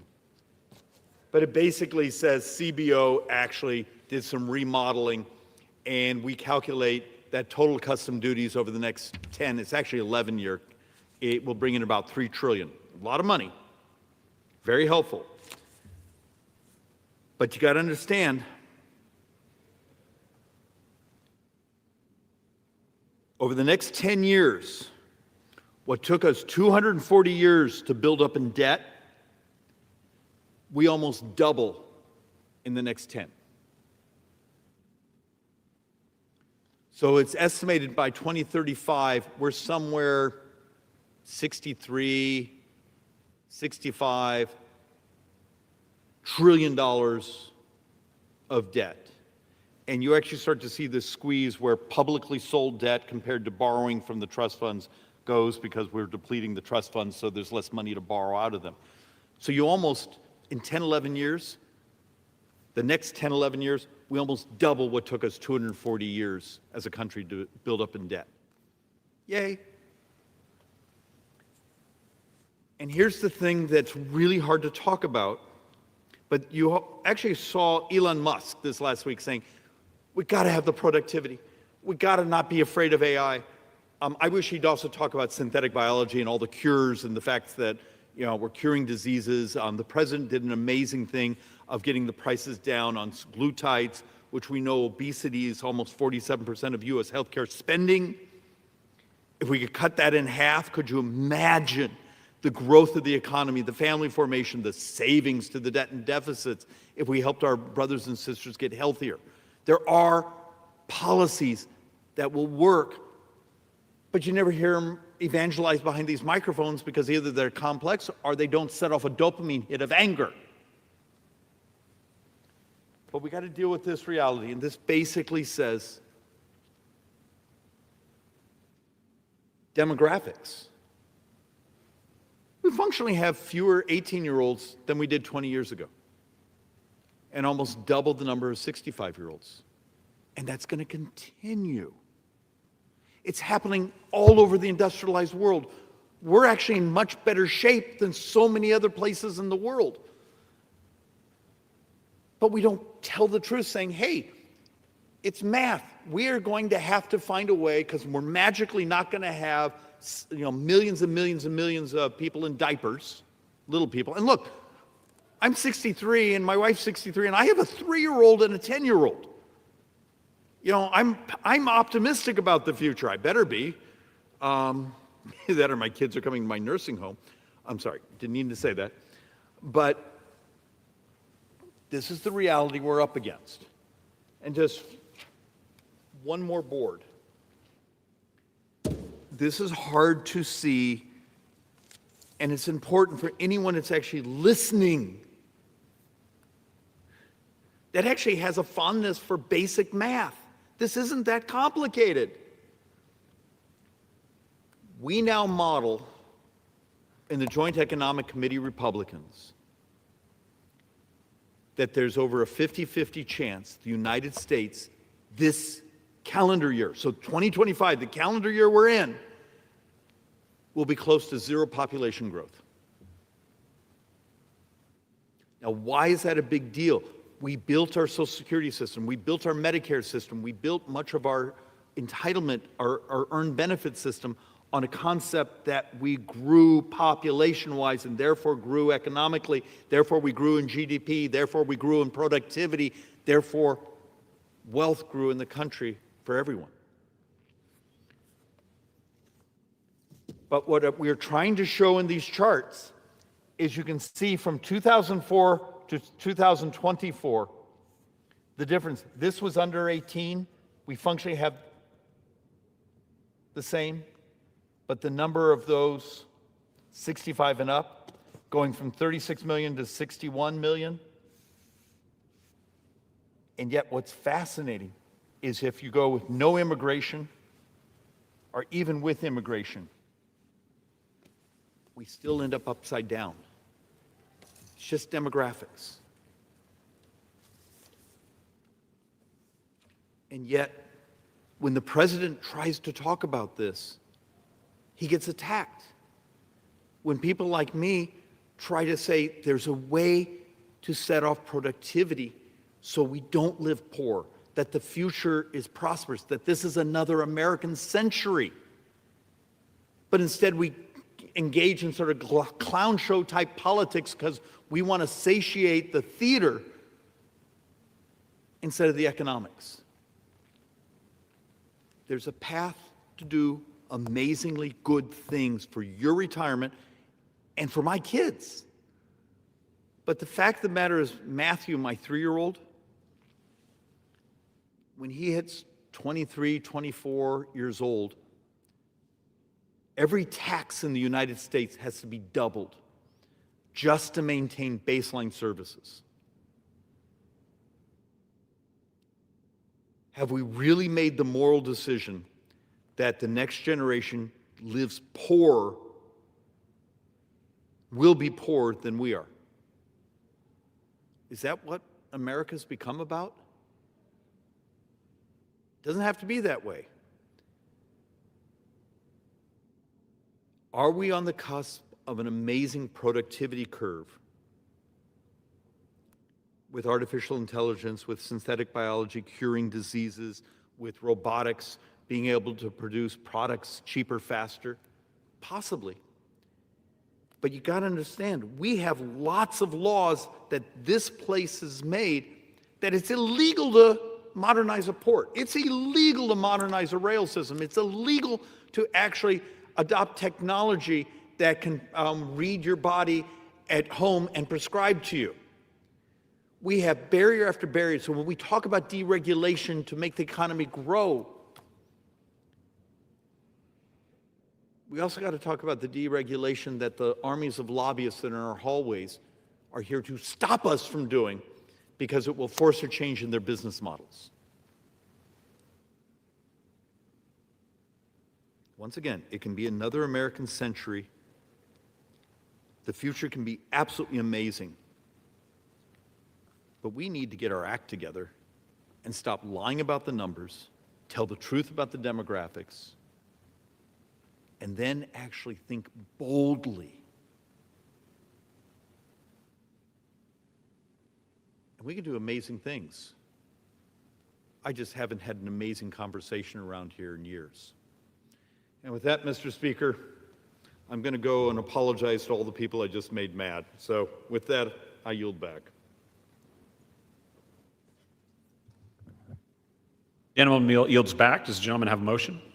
Mr. Speaker, I move that the House stand adjourned. The question is on the motion to adjourn.